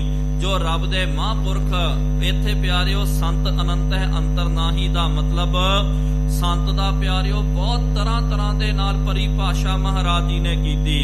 ਕਦੇ ਮਹਾਰਾਜ ਜੀ ਕਹਿੰਦੇ ਐਸੇ ਸੰਤ ਨਾ ਮੂੰਹ ਪਉ ਭਾਵੈ, ਡਾਲਾ ਸਿਉ ਪੇਡਾ ਕਟਕਾਵੈ। ਉਥੇ ਮਹਾਰਾਜ ਜੀ ਨੇ ਸੰਤ ਸ਼ਬਦ ਦੀ ਪਿਆਰਿਓ ਨਿਖੇਧੀ ਵੀ ਕੀਤੀ ਹੈ। ਉਹ ਕਾਦੇ ਸੰਤ ਹੈ ਭਾਈ? ਜਿਹੜੇ ਡਾੜੀਆਂ ਦੇ ਨਾਲ ਪੇੜਾ ਵੀ ਜਿਹੜਾ ਹਜਮ ਕਰ ਜਾਂਦੇ ਹਨ। ਭਾਵੇਂ ਫਿਰ ਮਹਾਰਾਜ ਜੀ ਨੇ ਇਹ ਵੀ ਵਚਨ ਕੀਤਾ, ਰਵਿਦਾਸ ਭਣੈ ਜੋ ਜਾਣੈ ਸੋ ਜਾਣ, ਸੰਤ ਅਨੰਤ ਹੈ ਅੰਤਰ ਨਾਹੀ। ਜਿੱਥੇ ਵੀ ਪਿਆਰਿਓ ਪਹੁੰਚਿਆ ਹੋਇਆ ਸੰਤ ਦੀ ਗੱਲ ਆਉਂਦੀ ਹੈ, ਸਮਝ ਲਿਓ ਉਹ ਗੁਰੂ ਸੰਤ ਹੈ। ਤੇ ਜਿੱਥੇ ਗੁਰੂ ਸੰਤ ਦੀ ਜਿੱਥੇ ਹਾਜ਼ਰੀ ਹੁੰਦੀ, ਉੱਥੇ ਜਾ ਕਰਕੇ ਮਹਾਰਾਜ ਜੀ ਨੇ ਕਿਹਾ ਕਿ ਜੁੜਨਾ ਕਰ। ਤੇ ਹੁਣ ਸਾਡੇ ਵਾਸਤੇ ਗੁਰੂ ਸੰਤ ਕੌਣ ਹੈ? ਸ੍ਰੀ ਗੁਰੂ ਗ੍ਰੰਥ ਸਾਹਿਬ ਜੀ ਮਹਾਰਾਜ। ਜਿੱਥੇ ਵੀ ਗੁਰੂ ਮਹਾਰਾਜ ਦਾ ਪ੍ਰਕਾਸ਼ ਹੈ, ਉੱਥੇ ਜਾ ਕਰਕੇ ਭਾਈ ਤੁਸੀਂ ਸਤ ਸੰਗਤ ਕਰਨਾ ਕਰੋ। ਦ੍ਰਿੜ ਨਿਸ਼ਚੈ ਧਾਰੂ ਮਨ ਮਾਹੀ, ਮਨ ਦੇ ਵਿੱਚ ਦ੍ਰਿੜ ਨਿਸ਼ਚਾ ਧਾਰਨ ਕਰਨਾ ਕਰੋ। ਧਰਮ ਕ੍ਰਿਤ ਕਰ ਵੰਡ ਸੁਖਾਓ, ਧਰਮ ਦੀ ਕਿਰਤ ਕਰਨਾ ਕਰੋ। ਤੇ ਧਰਮ ਦੀ ਕਿਰਤ ਕਰਕੇ ਮਹਾਰਾਜ ਨੇ ਕਿਹਾ ਅੱਡ ਖਾਏ ਸੋ ਹੱਡ ਖਾਏ। ਇਹ ਪਿਆਰਿਓ ਗੁਰਬਾਣੀ ਦਾ ਬਚਨ ਨਹੀਂ ਹੈ, ਸਿਆਣਿਆਂ ਦਾ ਬਚਨ ਹੈ। ਵੰਡ ਖਾਏ ਸੋ ਖੰਡ ਖਾਏ। ਮਹਾਰਾਜ ਨੇ ਕਿਹਾ ਧਰਮ ਦੀ ਕਿਰਤ ਕਰ ਤੇ ਨਾਲ ਵੰਡ ਕੇ ਛਕਣਾ ਕਰ। ਚਰਨ ਸ਼ਰਨ ਨਿਤ ਇਉ ਜੇ ਕਮਾਓ, ਚਰਨ ਸ਼ਰਨ ਇਹ ਅਸਲੀ ਸਾਡੇ ਚਰਨ ਹਨ। ਸਤਿਗੁਰੂ ਦੀ ਜੋ ਸਤ ਸੰਗਤ ਹੈ ਉੱਥੇ ਸਾਡੇ ਚਰਨ ਪ੍ਰਮਾਤਮਾ ਦਾ ਵਾਸਾ ਹੈ। ਇਹਦੀ ਤੂੰ ਕਮਾਈ ਕਰਨਾ ਕਰ। ਸਰਗੁਣ ਰੂਪ ਸਰੀਰ ਪਛਾਨੋ, ਸਾਡਾ ਜੋ ਸਰਗੁਣ ਸਰੂਪ ਹੈ ਸਰੀਰ ਨੂੰ ਪਹਿਚਾਨਣਾ ਕਰੋ। ਸ਼ਬਦ ਰਿਦਾ ਨਿਰਗੁਣ ਮਾਨੋ, ਜੋ ਸਾਡਾ ਸ਼ਬਦ ਹੈ ਨਾ, ਸ਼ਬਦ ਰਿਦਾ ਇਹ ਗੁਰ ਕੋ ਜਾਨੋ। ਊਤਮ ਹੈ ਸਭ ਕਾਲ ਰਹਿ ਹੈ, ਪੂਜਹੁ ਚੰਦਨ ਕੇਸਰ ਕੋ ਘਾਸ। ਧੂਫ ਤੁਖਾਏ ਕੈ ਫੂਲ ਚੜ੍ਹੈ ਹੈ। ਮਿਲੇ ਸਰੀਰ ਵਿਸੁਰ ਜੇ ਜਾਵੈ, ਜੇ ਆਪਾਂ ਸਰੀਰ ਦੇ ਨਾਲ ਮਿਲਦੇ ਨਾ ਤੇ ਸਰੀਰ ਤਾਂ ਮਰਨ ਧਰਮਾ ਹੈ, ਸਰੀਰ ਤਾਂ ਵਿਛੜ ਜਾਵੇਗਾ।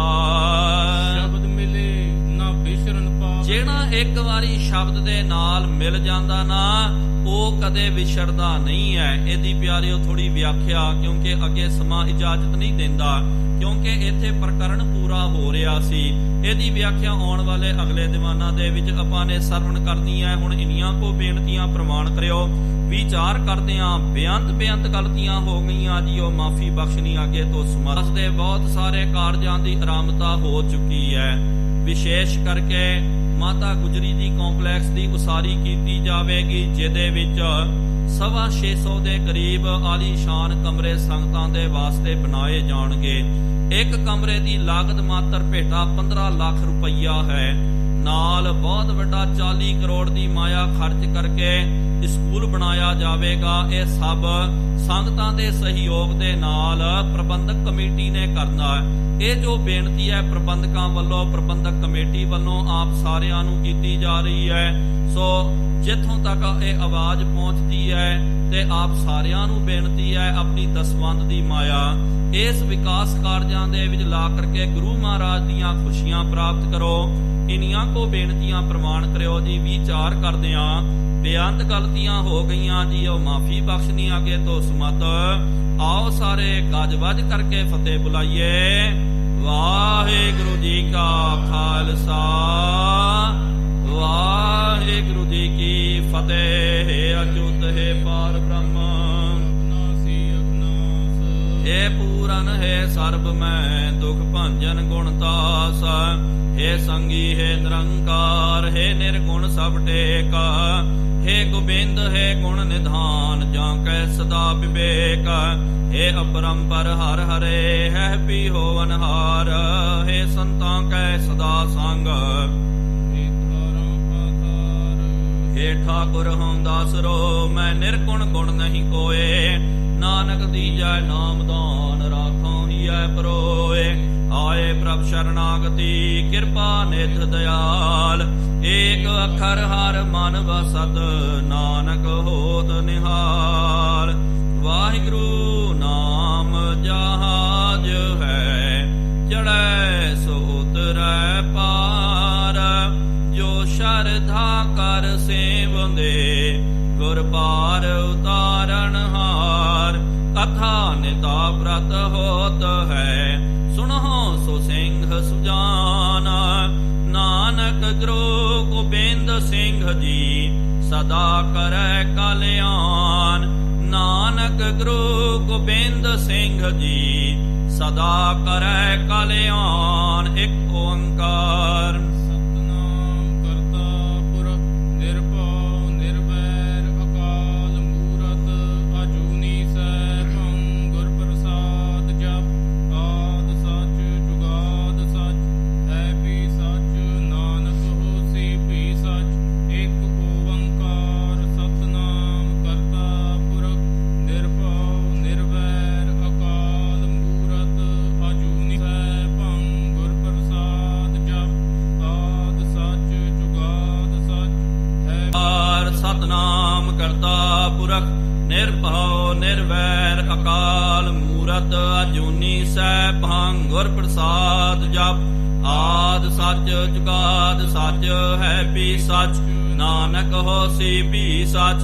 ਇੱਕ ਓੰਕਾਰ ਸਤਨਾਮ ਕਰਤਾ ਪੁਰਖ ਨਿਰਭਉ ਨਿਰਵੈਰ ਅਕਾਲ ਮੂਰਤ ਅਜੂਨੀ ਸੈਭੰ ਗੁਰ ਪ੍ਰਸਾਦ ਜਪ। ਆਦ ਸੱਚ ਜੁਗਾਦ ਸੱਚ ਹੈ ਵੀ ਸੱਚ, ਨਾਨਕ ਹੋਸੀ ਵੀ ਸੱਚ।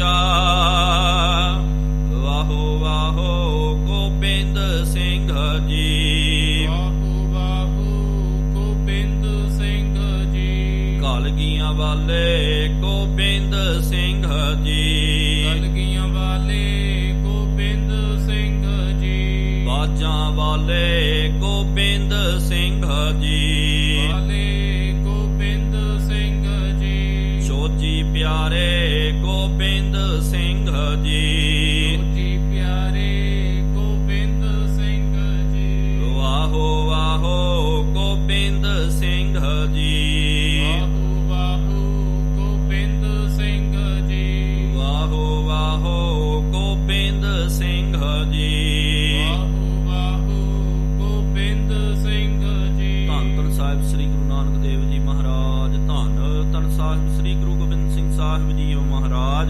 ਧੰਨ ਧੰਨ ਸਾਹਿਬ ਸ੍ਰੀ ਗੁਰੂ ਗ੍ਰੰਥ ਸਾਹਿਬ ਜੀਓ ਮਹਾਰਾਜ। ਆਪ ਜੀ ਦੇ ਪਾਵਨ ਪਵਿੱਤਰ ਅਸਥਾਨ ਤਖਤ ਸੱਚਖੰਡ ਸ੍ਰੀ ਹਜ਼ੂਰ ਸ੍ਰੀ ਅਬਚਲਨਗਰ ਸਾਹਿਬ ਜੀ ਵਿਖੇ ਸ਼ਾਮਾਂ ਦੇ ਦੀਵਾਨ ਸਜਾਏ ਗਏ ਹਨ। ਸਜੇ ਹੋਏ ਪਾਵਨ ਦੀਵਾਨਾਂ ਦੇ ਵਿੱਚ ਗੁਰ ਇਤਿਹਾਸ ਦੀਆਂ ਕਥਾ ਵਿਚਾਰਾਂ ਹੋਈਆਂ। ਕਥਾ ਵਿਚਾਰਾਂ ਕਰਦਿਆਂ ਬੇਅੰਤ ਗਲਤੀਆਂ ਹੋ ਗਈਆਂ ਜੀ, ਉਹ ਮਾਫੀ ਬਖਸ਼ਣੀ। ਅੱਗੇ ਤੋਂ ਸਮਤਾਂ ਆਈਆਂ ਸੰਗਤਾਂ ਦੀਆਂ ਹਾਜ਼ਰੀਆਂ ਤਿਲ ਫੁੱਲ ਭੇਟਾਵਾਂ ਪ੍ਰਵਾਨ ਕਰਨੀਆਂ। ਜੋ ਜੀ ਆਪ ਜੀ ਕੇ ਦੁਆਰੇ ਆਵੇ ਸੋ ਸਦਾ ਹੀ ਰਾਜੀ ਪ੍ਰਸੰਨ ਜਾਵੇ। ਗੁਰੂ ਨਾਨਕ ਨਾਮ ਚੜ੍ਹਦੀ ਕਲਾ, ਤੇਰੇ ਭਾਣੇ ਸਰਬੱਤ ਦਾ ਭਲਾ। ਬੋਲੇ